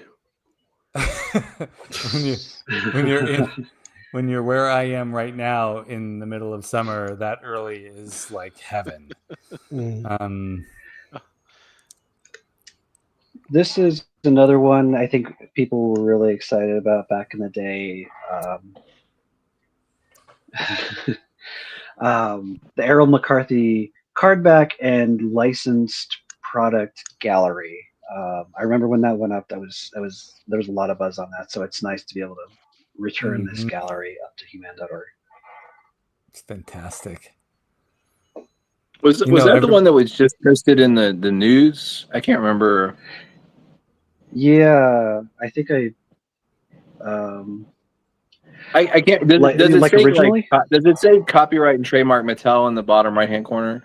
It does. Yeah, they all say that. Okay, that was Errol gave all those scans to Danielle to put on He-Man.org, and then I had to go to Mattel and ask, is it okay if we post this? And they said it took some back and forth, humming and hawing, but they eventually said okay, but you have to put copyright and trademark Mattel on everything. So then we had to do that. Then we had to approve it with them before that all went up. So gotcha. I remember that, that was pretty neat. But it's like, and I think like Emiliano and Josh at Power and Honor have something cool that I'm hoping that they do with all that at some point, because those guys put together some really amazing stuff, especially in collected volumes. So, like keep an eye on Power and Honor Foundation, because you never know what they've got cooking. So yeah, for sure, definitely. Yeah. So speaking of Danielle, she's. Oh, go ahead. I was just gonna say, he says those do say them. Yes, he sent them years ago, Danielle, and it was an awesome time. Yeah. There we go. See, if anybody knows, it's Yuka. Yuka writes me, by the way, and asks me questions about stuff with my own comics that I did in 2000X. And I'm like, dude, I don't know what you're talking about. It's like Yuka, at this point, Yuka knows more about what I did on the comic than I did. So it's it's just like, whatever you say, man, that works for me. Yeah. And Yuka is working on some 2000X content for the site right now, so Fantastic. He's diligently cleaning up some images. Fantastic. And this one's fun. I hadn't thought of this until I saw some of these images, and Alpha Flipped, I think he's in the comments. He had sent me a bunch of images.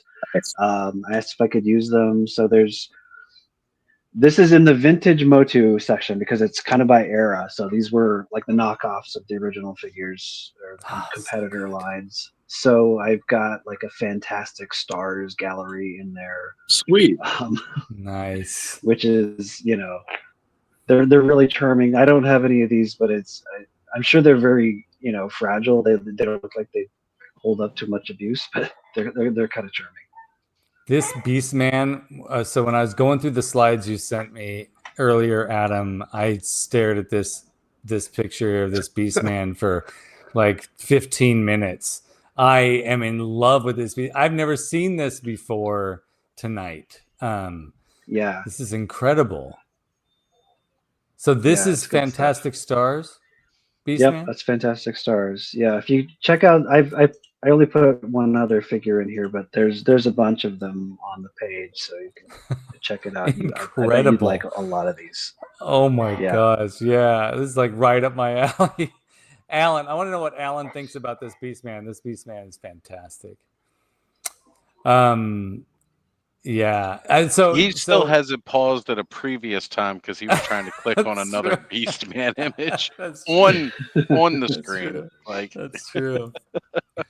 I mean, I'm even Adam. I think unfortunately I'm gonna have to try and see if I can see what something like this is going for on eBay now. I'm just looking now and I can't even find it. You said it's Fantastic Stars. Yeah, and I think it was done in Spain and maybe Central America or South America. I'm not sure. Yeah, the names of them are all definitely be hard to get. Yeah, I don't see it at all on eBay. Yeah, I mean, there may be some groups incredible. on Facebook. But, it was who was it? Was it Collectors of the Universe? It was like a group of guys. Like, oh my gosh, back in like the early 2000s, that were putting together. They actually had plans to put out a website that collected like all of these bootlegs of masters, and it was going to be amazing. And I don't know what happened. I think one of the guys might have passed away, unfortunately. I just don't remember the details on it, but the stuff that they had amassed was incredible, and I just don't know what happened to it. This is another reason why what you're doing over there, Adam, is spectacular. I mean, look at this character's face. I just love this so much. It's so weird. I knew you would like this. I'm like, I'm in hog heaven right now looking at this. Yeah, that's why you'll like the Merman too. I'm gonna go online right after this tonight. Yeah, you got to check it out. Yeah. Skelly ain't getting no sleep tonight. Oh, wait a minute here. Hold on a sec. Just getting something from Alan now. Oh. Let me see if I can load it up without crashing my computer. Real-time Vine Jungle Figure Factory information? Yes. Oz is over there like accessing the internet with his Commodore 64. I don't know. Yeah, right. Totally. You know, baby. Oh, man. Typing everything out .exe, baby. Yes, Late Night Resistance. This is the crossover that Origins should do. Absolutely. Totally.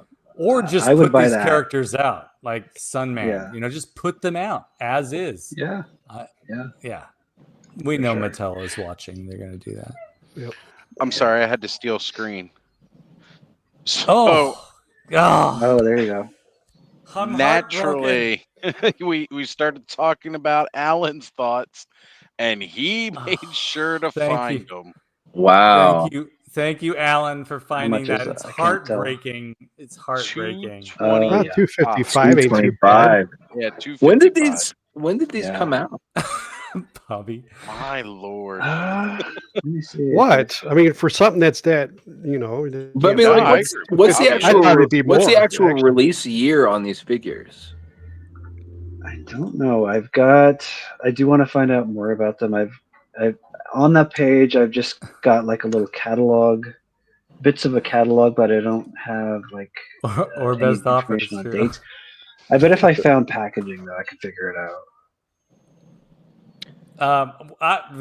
We're gonna have to do a whole other episode of the Frenzy on Fantastic Stars. I'm like cooking. My temperature just rose substantially. I'm Well, starting hopefully to you sweat. don't get a bootleg of the bootleg.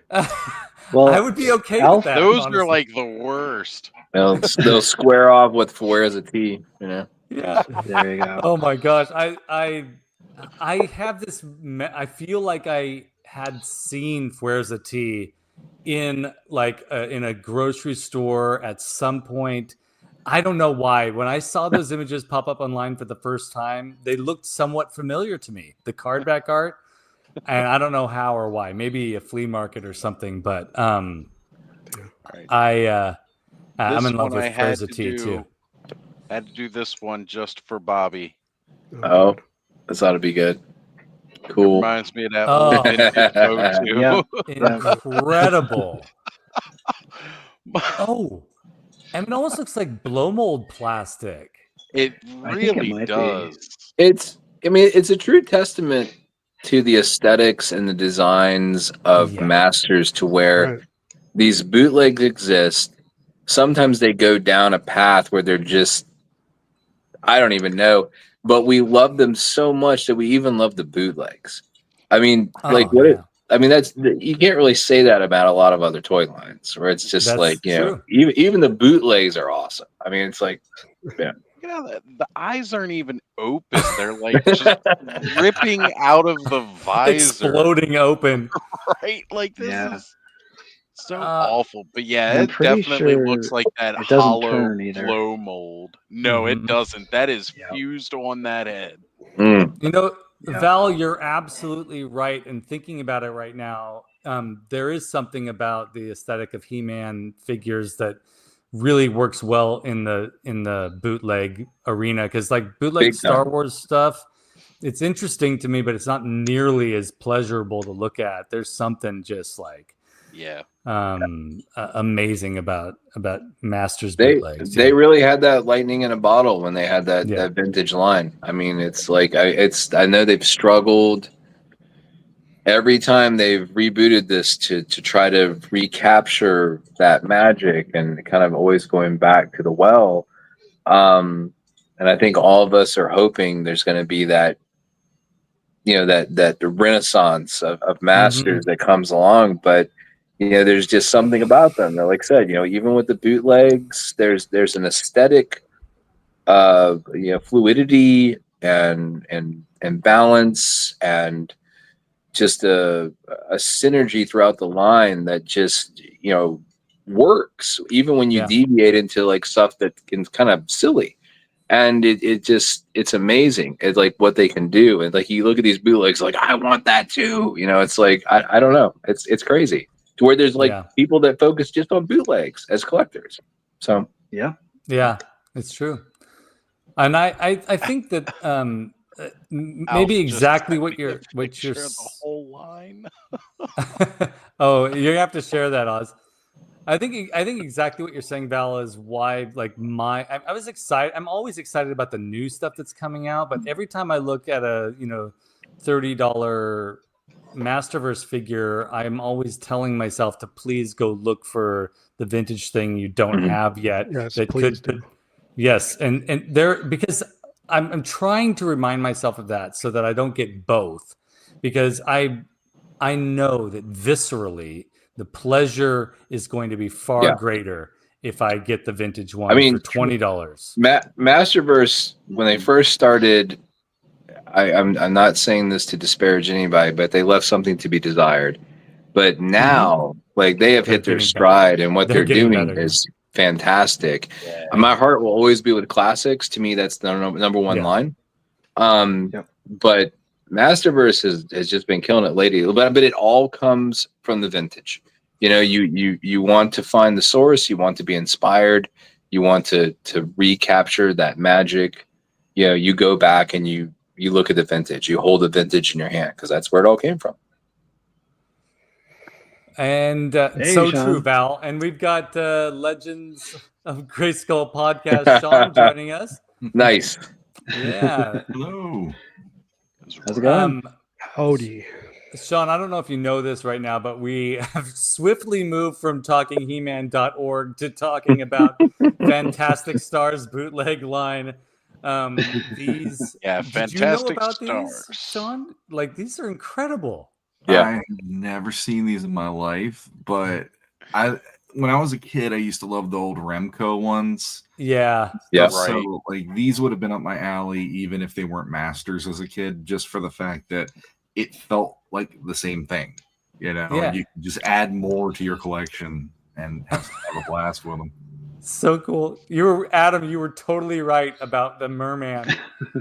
This is the one you were talking about. I knew you'd love that. Right here. You know, they've got a trap jaw right here too. Trap jaw's fantastic. I'm getting such joy from this. Clearly some Manny faces, some Mechanic. Like, wow.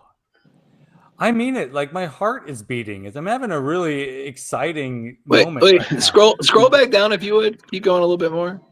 Is that supposed to be Stratus? What the heck is that? It looks like it. yeah. It is. What is going on there? Figure right here. He looks like I mean, it's really cool. I ain't gonna lie, he actually looks kind of like he's got the Battle Ram missile. Mm-hmm. It looks like that. His chest, like just the outline. Yeah. But he looks like he's got eczema otherwise. Oh, he definitely has eczema. These ain't wings. I'll be right back, guys. I'll be right back. Sorry. No problem. Okay.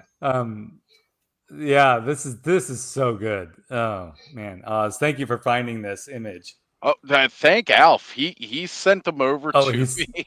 Leave it to Alf to be Alf on it with those found images. it. And Alf mentioned he is doing 3D models for 3D printing of these figures, so you might be able to get something. Oh, that's even amazing. if you can't find the originals. Yeah. And all right, we got some cross sell art too, real quick here. Hold on. Let's do some cross sell goodness. You know, Mattel didn't leave them in the dust with how they do those. Oh, so good. I wonder if maybe we could zoom in here. There's Maybe even if we can see a country of origin somewhere listed. Looks like Spanish or Portuguese. Or Portuguese, yeah. Okay, it's too small for me to read. But... What do they call merman's guy? Is that Kruper? Is it supposed to be like Grouper? It is Krufer, Krufer. Wow. Okay. At least from what I have. So, is this a He-Man knockoff or a Black Star knockoff? I'm just saying that. He's got Z-Man. the Z-Man looks like Black Star. Yeah. He's got the Black Star sword. Well, obviously it's He-Man stuff, but yeah. But he does have like Maybe the harness. yeah. Right, he's got the harness. But then he's got like an oversized version of Tila's shield. Like, yeah, got the little spike in the center, you know? He's Black Star's cape, though. Yeah, he's definitely got Black Star's cape, and behind him here we've got so that not Stratos is named Bellicose. Nice. I guess this is maybe a whip that he has. They took it away from Bestial Man and gave him a hatchet. Oh God, this is so good. Yeah. Oh, I gotta make a comment here. Life-size action figure. Yes, Val's avatar is David S. Pumpkins. So yes. yeah, Val, thank you for doing that. I love seeing David S. Pumpkins. That's become like a permanent thing for me because I also like torturing people with that on a regular basis. In fact, one time my daughter's phone glitched and everybody's icon on any message she got was David S. Pumpkin, so it was awesome. So that's fantastic. Any questions? Any questions? yeah. He's his own thing. It's so good. Oh man. So when they came out with the Wave 2, I guess, which looks like it only added maybe 3 characters, there's a cross sell for that too. I'll share that real quick and then we can get back on topic. But I mean, the topic is whatever it is. Yeah, exactly. It's amazing this fine line that bootleggers take when they're real. I mean, let's face the facts here. Okay, they are dangerously treading on IP copyright violation. Okay, yeah. But I think Mattel knows. I mean, they're smart. Yeah, at this point in the game, they're not dumb, and they know these guys or girls, whoever, are not selling a ton of these. And if it gets a little bit more the word out and encourages a little more interest in the toy, because I mean, let's face the facts here.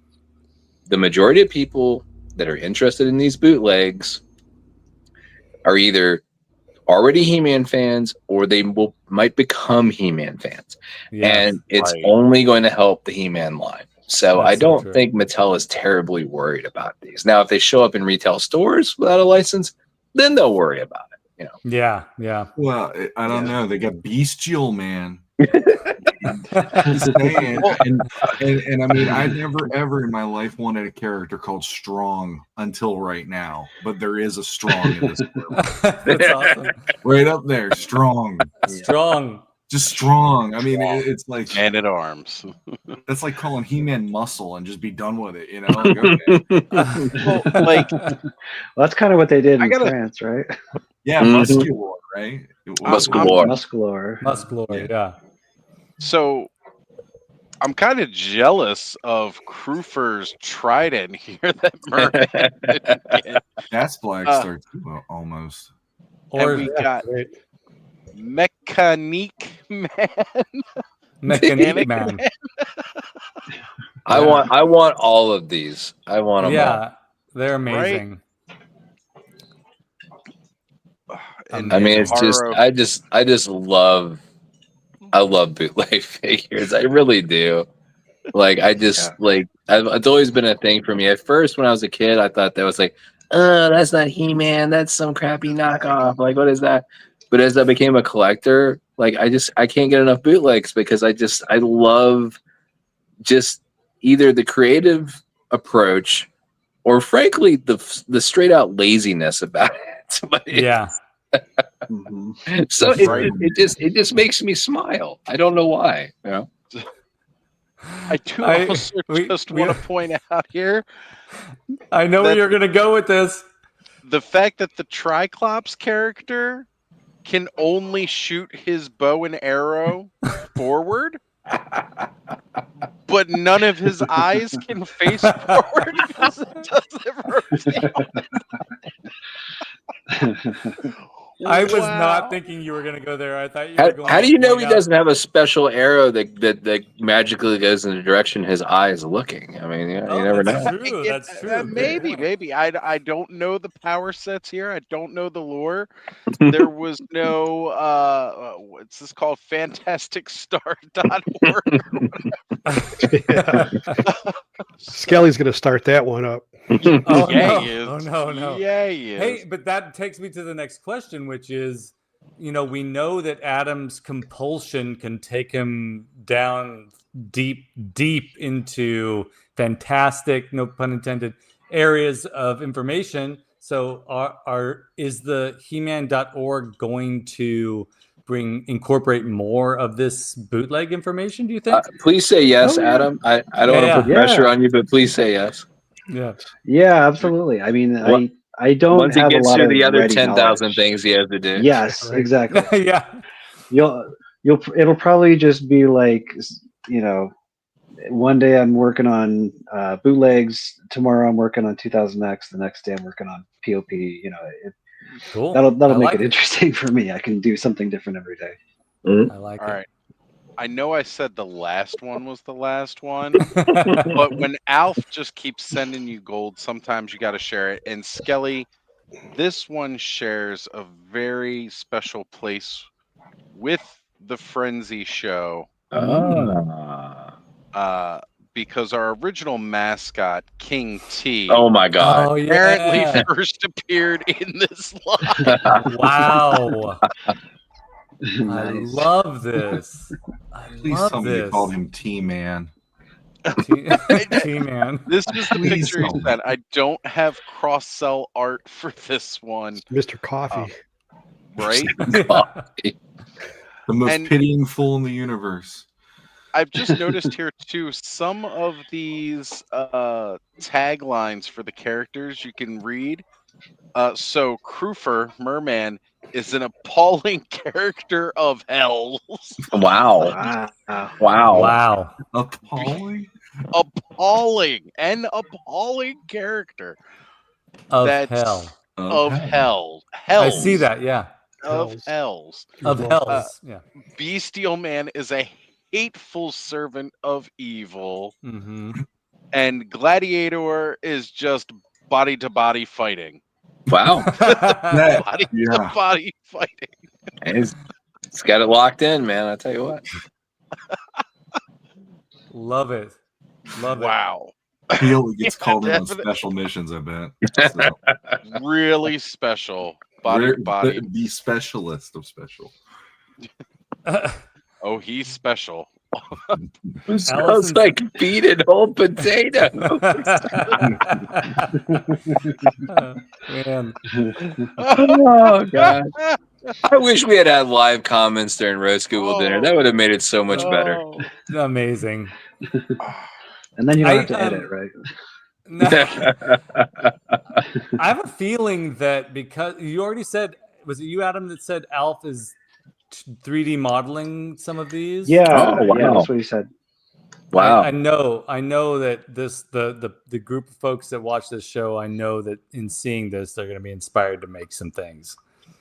That would be so cool. I 100% endorse fan creativity on that level, and I'm glad that it keeps going like that. I mean, that's a good way to push things forward in terms of the fandom and the interest, and maybe inspire some of the people that make the toys for us. Yeah. I mean, that's the hope, right? You know, and also the best way to use social media, you know, to forward new ideas rather than to just, you know, repost old ideas or information, like, you know, sharing new ideas is key, ideal, but not necessarily the way things always go. Yeah. Let's see. Yuka said the next best thing with RGD was to send them voice messages to nitpick on things you guys said, only to air 8 episodes later. I love that. Well, it was tough because we had to wait for things to accumulate to have enough voice messages to do it. Like, in the early days, we would get like a lot of voicemails, and then as time went on, we had to collect. And then sometimes I was just lazy about it, and I'd be like, I want to, talk about this thing, and then this thing, and then it'd be like 2 months later, and we finally get around to it. So, yeah. But it was still funny. It was still fun to do it, you know. Yeah, for sure. And Alf says, "Yep, working on getting 3D files made for these to print them. So coming soon." Nice. That's awesome. Alf, that rules. That's amazing. We've all, in talking about He-Man.org tonight, we've all gained a new purpose. One, to repurpose the stuff that we love, and then also to pursue fantastic stars. Yes. In our lives. There we go. Amazing. Bobby, bootlegs will bring you back. No, they will bring you back. Just when you thought you were out. No, I am out. I'm definitely out. Bobby doesn't even need physical toys anymore. He has tattoos of them. Can we see that trap jaw again, Bobby? Oh God. Yeah, that's Nice. beautiful. Come Nice. on, that's amazing. That's awesome. Again, just douse that with some patchouli or pine sol, and you'll be living the Masters of the Universe experience. I'll just rub trap jaw actually on the arm, and then you can smell it. Oh yeah, Vintage figure. Bobby, if you put a stinkor on your butt cheek, you'll be my new hero. I already got that. Yeah. You already got that. It's just It's him holding a shield, waiting for the shit to come out. I love it. I love it. Oz already told me he was gonna shave his chest hair down and put like Moss Man there so it grew in like flocking with his face. True. Can't wait for it. What else I said? I was gonna give the Skullet update. So nice. Oh yeah. There we go. Nice. Looking good. Looking good. Are you ever gonna embrace just like full on like bald but go Viking with the beard maybe? Oh, I've totally shaved my head for years. The only reason I'm growing my hair is because I was part of a 24-hour charity stream. Oh, nice. I said if I didn't have any hair to shave off my head for hitting a goal, so I said I'll grow my hair for a year. Horrible mistake. I will never agree to this again. I cannot. For a good cause. Come on. It's definitely for a good cause. Yeah. Good man. I wake up in the morning and I actually have bedhead for like the first time in 20 years, and I'm like, what is this nonsense? That's exciting. It's not quite good enough to braid yet, but I do have beads that I can put in it. Sweet. Yeah. We'll get a live beating. He's gonna do it right. He's gonna beat his beard live on the Frenzy tonight. Why not? That's fantastic. Adam, who showed up in your there we go. We got Gromit here. He was whining at me. That's so cute. I love that.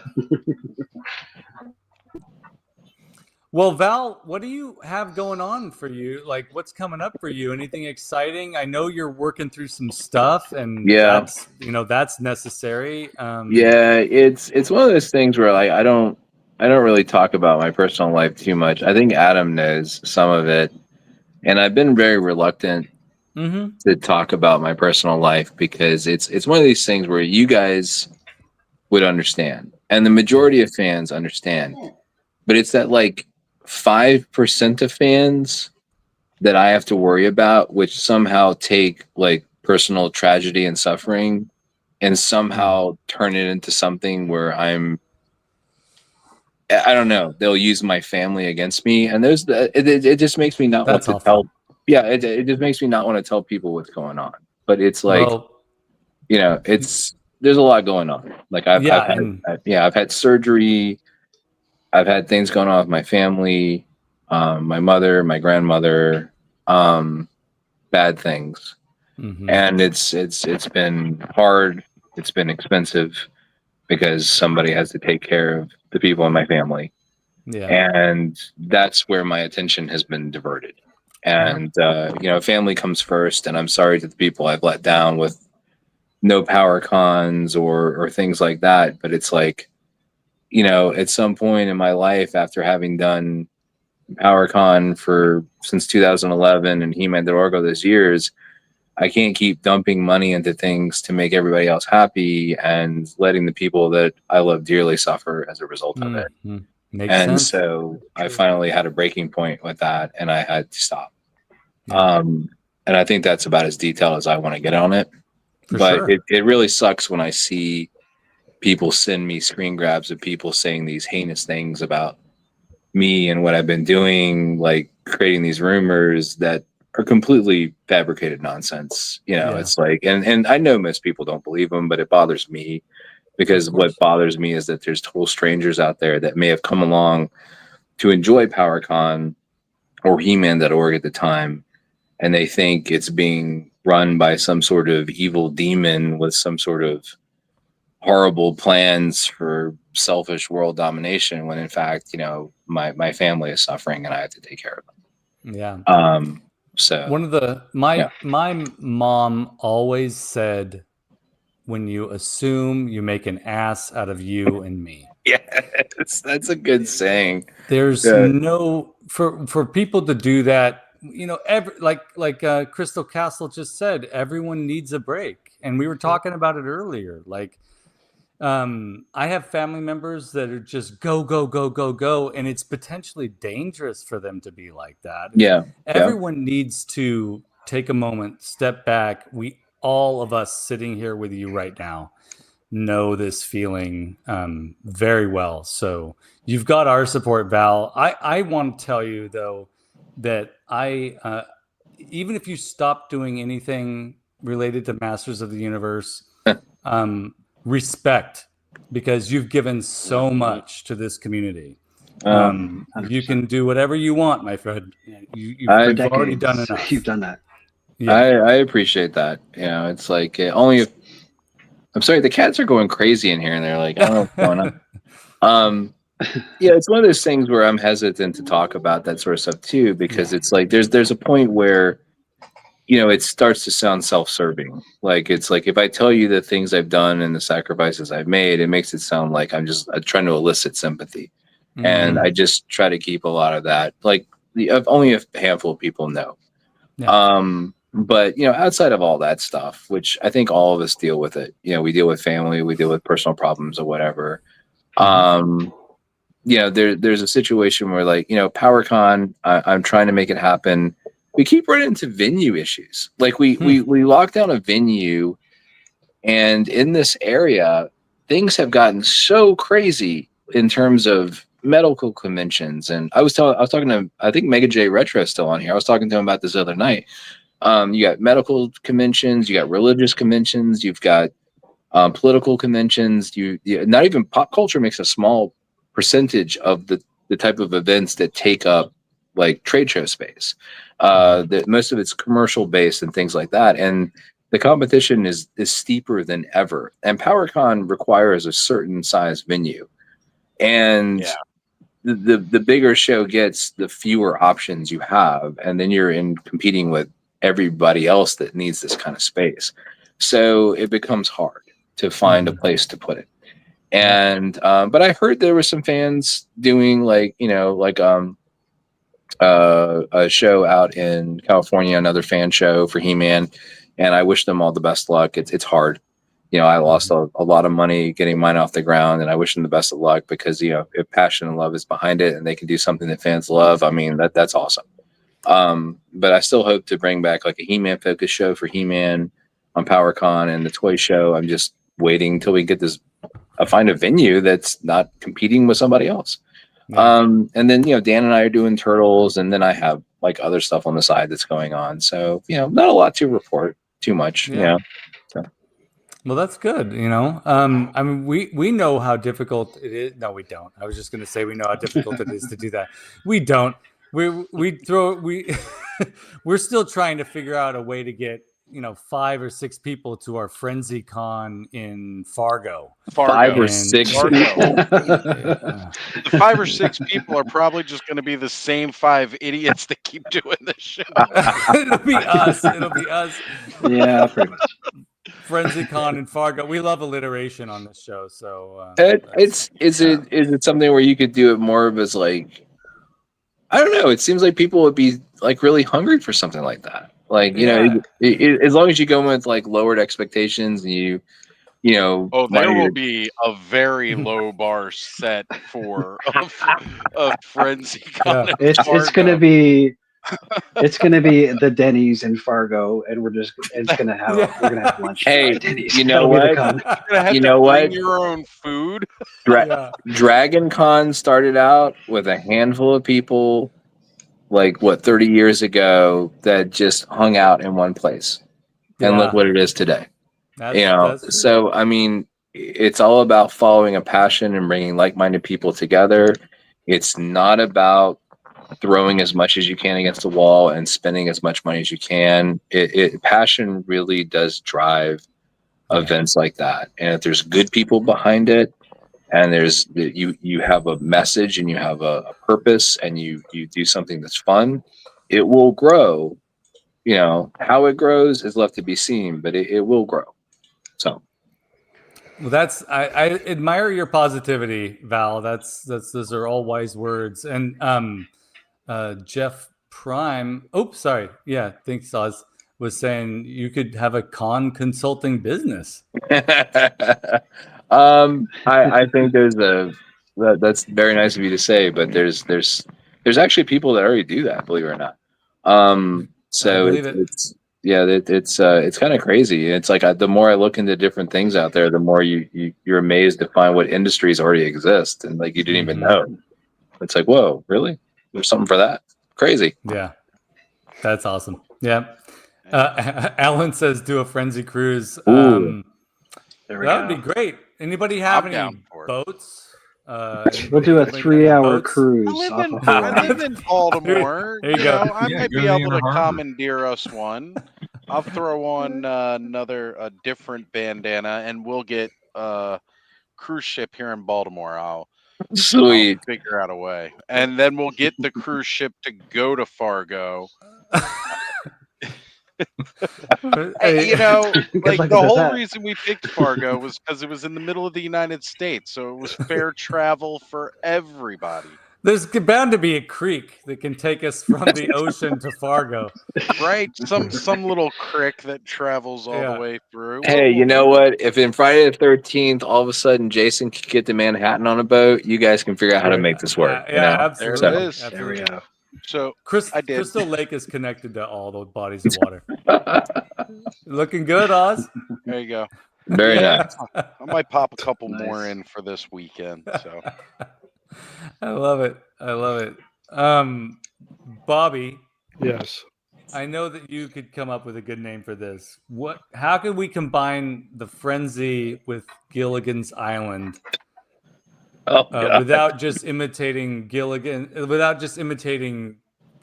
Island in the title.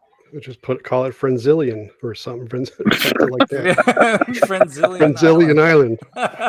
Frenzillion. It's also good. Yeah, I like it.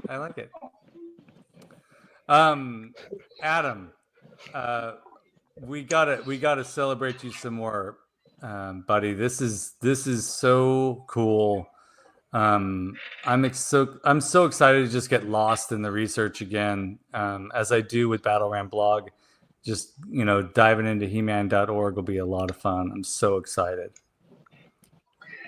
Yeah, no, and since Yuka is in the chat, wanted to also thank Yuka for all he's doing right now for the site, what he's done with Battleram blog, and for pestering me at the beginning when I was starting Battleram blog, like, hey, did you think about this? Or, here's some images, or here's some other stuff, because I didn't really know what I was doing when I started. So his partnership has been great, and definitely for Val reached out to me from the beginning too, supported what I was doing, publicized what I was doing, and brought me onto the book project. So, and then brought me on to managing the org 2.0. So many thanks. I'm sorry.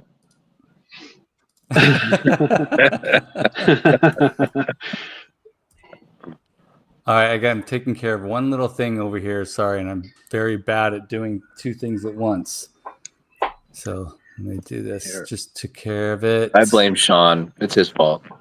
That usually that's the catchphrase of my house, actually. Yeah. So who's the ball guy? Blame him. Get it. So, yeah. Yuka, go have a look at your Facebook email. So Alan sent me a link. The Me Cruise Finder. I'm thinking he's really pushing for the Frenzy Con to be on a cruise. It sounds like it. So everybody's got to book a ride on this cruise. All the Frenzy Knots, all the Skelevatorites, the Ozholes, the battle rammers. I still can't believe you used that term, Ozholes. Oh yeah, those are my patrons, the Ozholes. Every time I hear that, I'm like, oh my god. All right, It's good though. It's good. Yeah. Hey, you gotta go Yuka, hey, good morning. Oh, there's Yuka. Good now morning. we're just there's all these legends, and then there's me and Bobby. Can you hear us, Yuka? Oh yeah, we can't hear you. Yeah. No. But that's okay. No. I'm sorry, Yuka. I remember when you had a voice. I'm sorry you lost it. Sorry, buddy. You might have to get a dry erase board and just start writing your statements that way.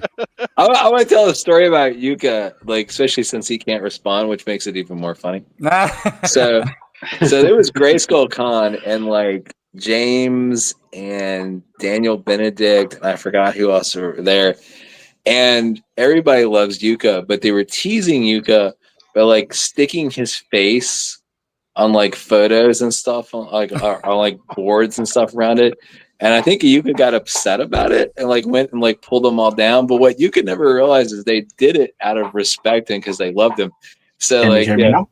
Yeah, we hear you now. Yeah, we hear you. We can hear you now. But everybody knows Yuka. I think that there's two stories with the Grayskull convention thing, and Daniel Benedict. One of them was where they cut off from the pamphlet my face, and they stuck it pin with a pin. There was like in the hallway some old school photos or whatever the place was, and I mentioned that it looks a bit morbid because you have my decapitated head just with a pin needle stuck through it. So yeah. All in good fun, yes. They all did it because they love Yuka. It's like I hope he realizes that. Like it was like no, they wouldn't do it if they didn't love the guy. So it was like I was just trying to bring the other perspective that hey, this could seem and this could look like a bit different thing if you kind of yeah. Well, but we were praising Adam and all his work on the new org, which is just fantastic. And your work too. And we're so lucky that you're able to pop in so early in the morning on your side of the world. And thanks for popping in. And yeah, I mean, this is just the labor that goes into something like this is just remarkable. And we really appreciate anyone that's willing to invest this much time and research into an endeavor like this. And He-Man.org is back. I thought we were getting exciting. paid. What the hell?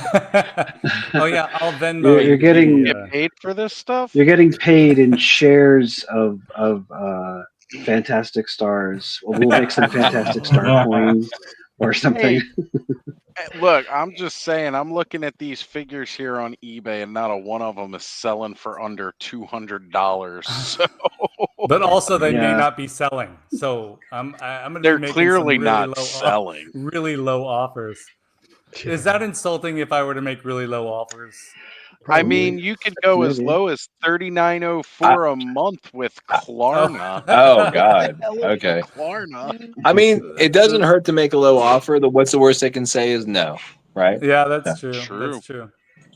Yeah, but Skelly's offer is like $32. $32. I'll send you some things in exchange. Like I don't know.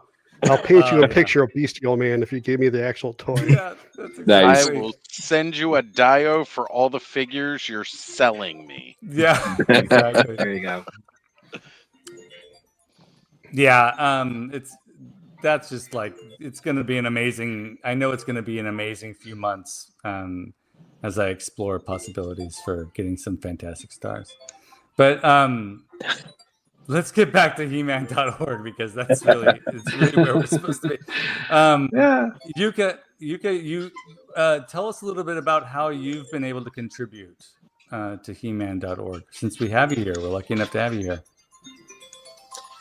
Where do I begin? Back in the olden days, I submitted text, images, and for some part, I was submitting the news. If I recall, Val had asked that, hey, are there people who can help out with just whatever is going on out there and just make the news articles with the images and the sources and everything. And hey, I'll send you some PowerCon goodies for your troubles. And I haven't gotten those yet, so.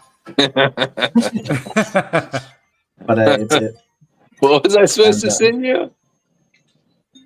It was in one of those really, really old emails. It's one of those things where it's like, if I forgot, I apologize. If people don't remind me, I will forget about it. Like,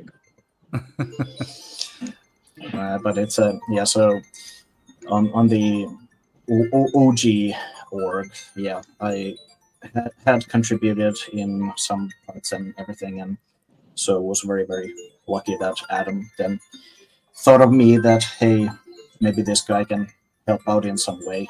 He's not doing anything, so. But Adam is really handling such a huge bulk of the entire thing. And, I've been scanning here some comics and going through like the page, some of the page layout things. I tried also bringing up suggestions for Adam, and but it's a work in progress. Like there's Adam has noticed the mobile view isn't in some cases the best, so we're working on it, and hopefully we'll get it looking the best we can. Yeah, it already looks pretty darn good, even on my mobile phone. So it's exciting. It's coming along nicely. Yeah, for sure. Adam, what if you could maybe share with us as sort of like a final thought regarding what you have planned with the org? So anything exciting we should be looking out for in the next? He's going to make me $1 million. Get to it, Adam. That's right. Daddy needs a new pair of shoes. Come on, baby. You won't be able to spend We're it. Gonna do an ad campaign. He's literally making for Apple computers. He's gonna post date a check for 2,222 or something. There we go. Yep.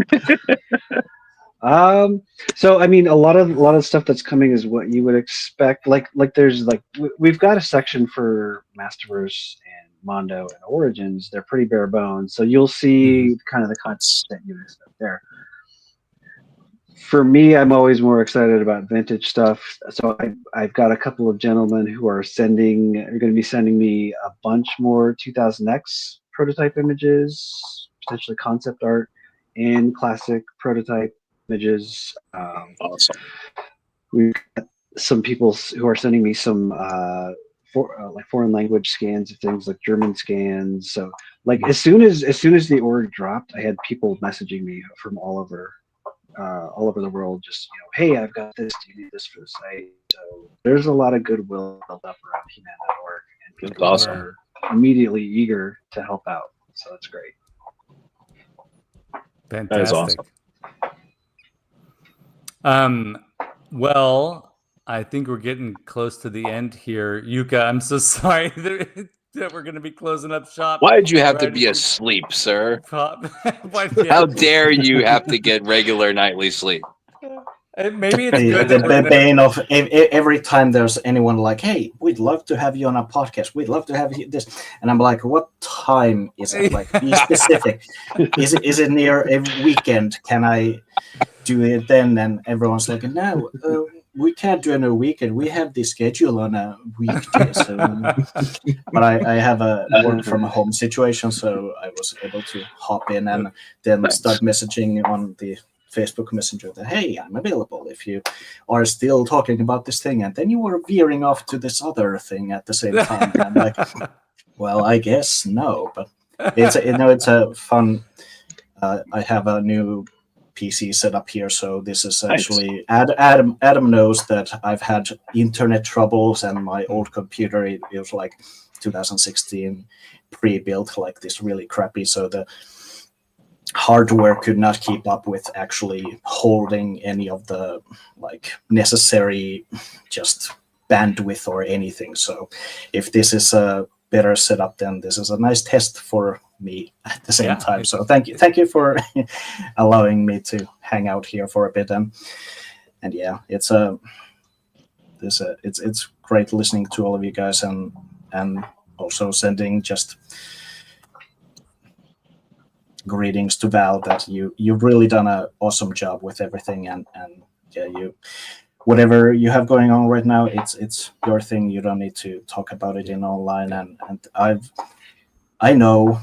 seen, I remember some of the things, and like I mean, it's even like simple, very innocent things in like the past. Like there are just some people, few select, who will just flip and turn everything into something weird. Like, I mean, so it's like, I mean, I hope you guys haven't had to deal with that, but I know that you all will if you haven't in some way, because the more that people like you, and the more people like hear what you have to say or appreciate what you do, there's always people that come along that want to tear it down. So, you know, you know, and that is really perplexing. I mean, one of the great gifts we have is the ability to contribute and share. And for a person to have the urgency to just share negativity is really mind-boggling for me. I think a lot of it comes down to jealousy too. Jealousy. They want to be the one to do it, or they want the recognition. I've been a fan longer than so and so, all that stupid shit. So. The gatekeeping of it all too. It's like, let people like what they're gonna like. Yeah, for sure. Well, it's like I mean, for what I mean, I'm sorry, I didn't mean to cut you off. No, that's okay. I mean, I know Sean, you know, probably the best out of you guys, and but I've never heard anybody say anything bad about you guys, and I've known Adam and Yuka especially for a long time, and I've anybody of consequence has never said anything bad about either one of those guys. So if there's anybody out there talking bad about them, then clearly those are not people of consequence as far as I'm concerned. Yeah. Right. Yeah, I think that's a good message for tonight. Like, contribute in your way, folks. Yes. Like, if you're out there and you're frustrated with what you're seeing out there, or that you want to make change to something, or you want to do something like another person, make it yours. Right. And don't tear people down because they've done something similar to what you want to do. Yeah. But the way that we interpret that information, it's easier said than done to just be like, yeah, you're being weird, let me just dismiss that. It's hard because, you know, if you're a creative and someone says something shitty to you, it can be genuinely painful. So yeah, I don't know. I love the direction that Masters of the Universe is heading right now. Yeah. A lot of folks are old schoolers like us here, and if they get frustrated, they get frustrated. If things change a little bit, but you know what we always will have is the information that's available to us, the documentation of the past. That smell of patchouli when you walk by something. that you know, the He-Man.org and the Battle Ram blog and all the resources that are out there that are available to us because of people like Adam and Val and Yuka, and the other folks that contribute in their different ways. It's just we're very lucky. We're very lucky. Got to keep positive. New doesn't erase old, like Eternia Royalty said. Yeah. Also, like this other comment here from Life Size Action Figure, are you guys giving us a moral at the end of the episode? That's why I giggled. I was thinking, you got that? This is the end of our Filmation episode. You got that? In today's episode. We learned don't be an asshat. Yeah. And don't put mustard on the cat, people. Exactly. Actually, be an asshole. Be on his Patreon, but don't be an asshole. Be an asshole. Join the Patreon.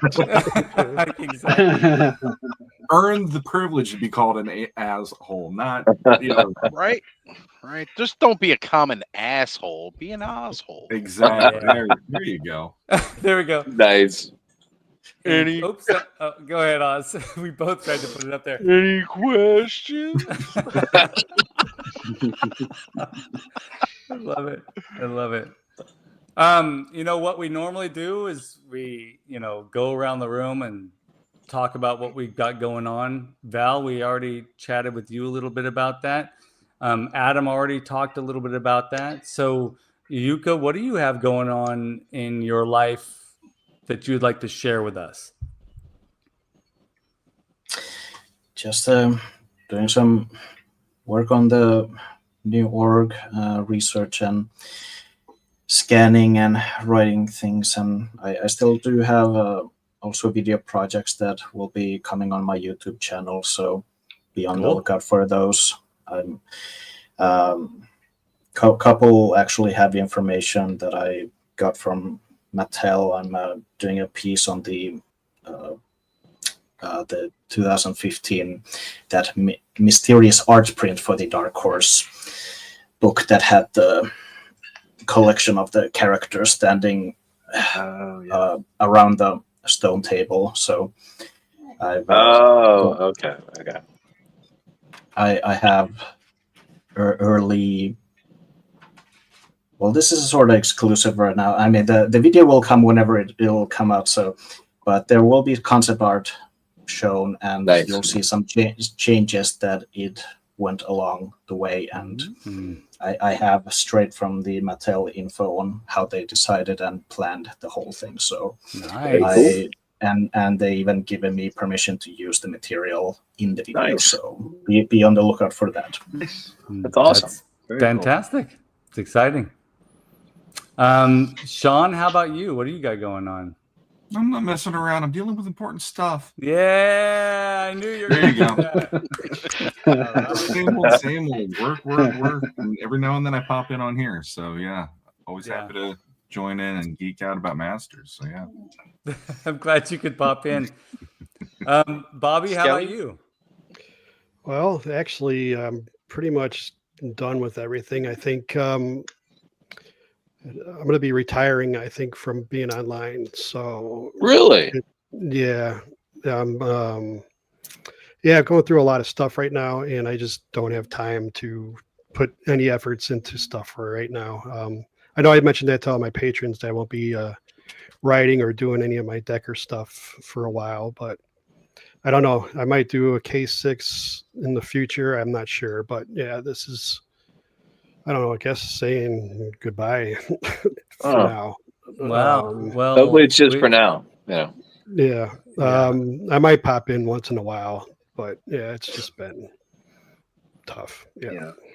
Well, we understand, and we've got your back, and you'll. I know we talked about it like a month ago, me, you, and Skelly. So yeah, you'll always be a presence on the Frenzy.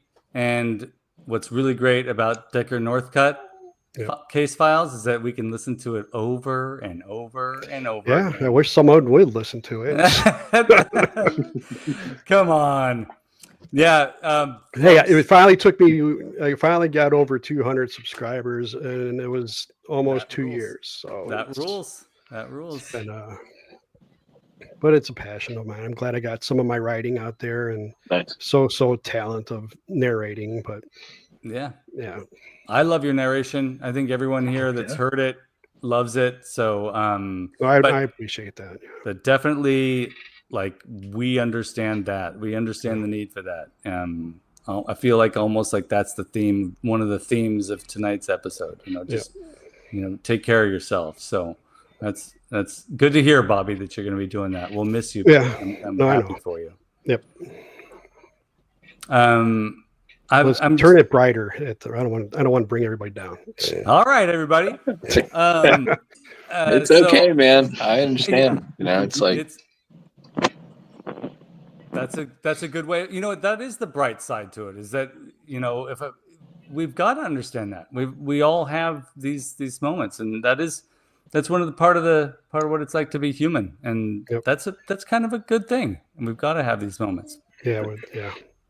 Coasted too long, and then it's Unless it's too long.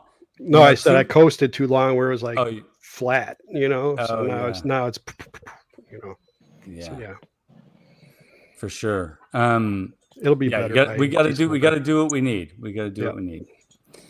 I'm currently, if people watch, if you're new to this channel, the Skelevator channel, you know that you may not know this. I make things as well as do videos like the Frenzy show and the occasional looking at toys and things. But I'm working on a Matterhorn bobsled miniature diorama build for a person who commissioned it.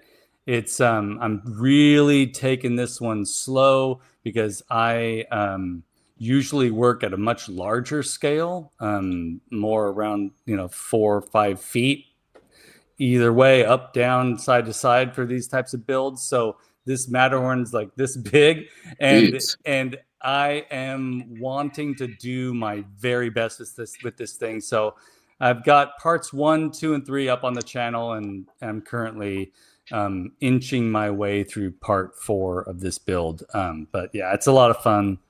And then I've just been sort of diving into vintage Masters of the Universe territory again. It's just sometimes it comes back to me in heavy waves, and I just ordered something through eBay that I'm really excited about, and it's the simplest thing. I mean, I'll tell you right now, it's Greenbelt Merman.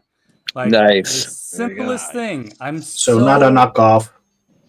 Yeah, I'm so excited to have the Greenbelt Merman in my collection. So, like, little things like that, keeping me around. How about you, Oz?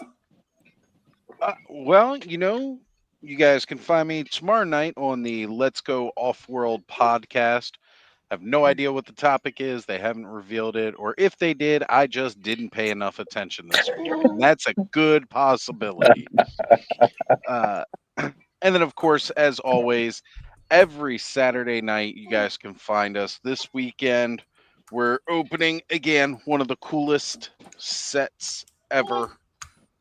We'll be getting into this guy. So check that out. Come hang out with all of those crazy clubhouse guys that you catch every Saturday night with me.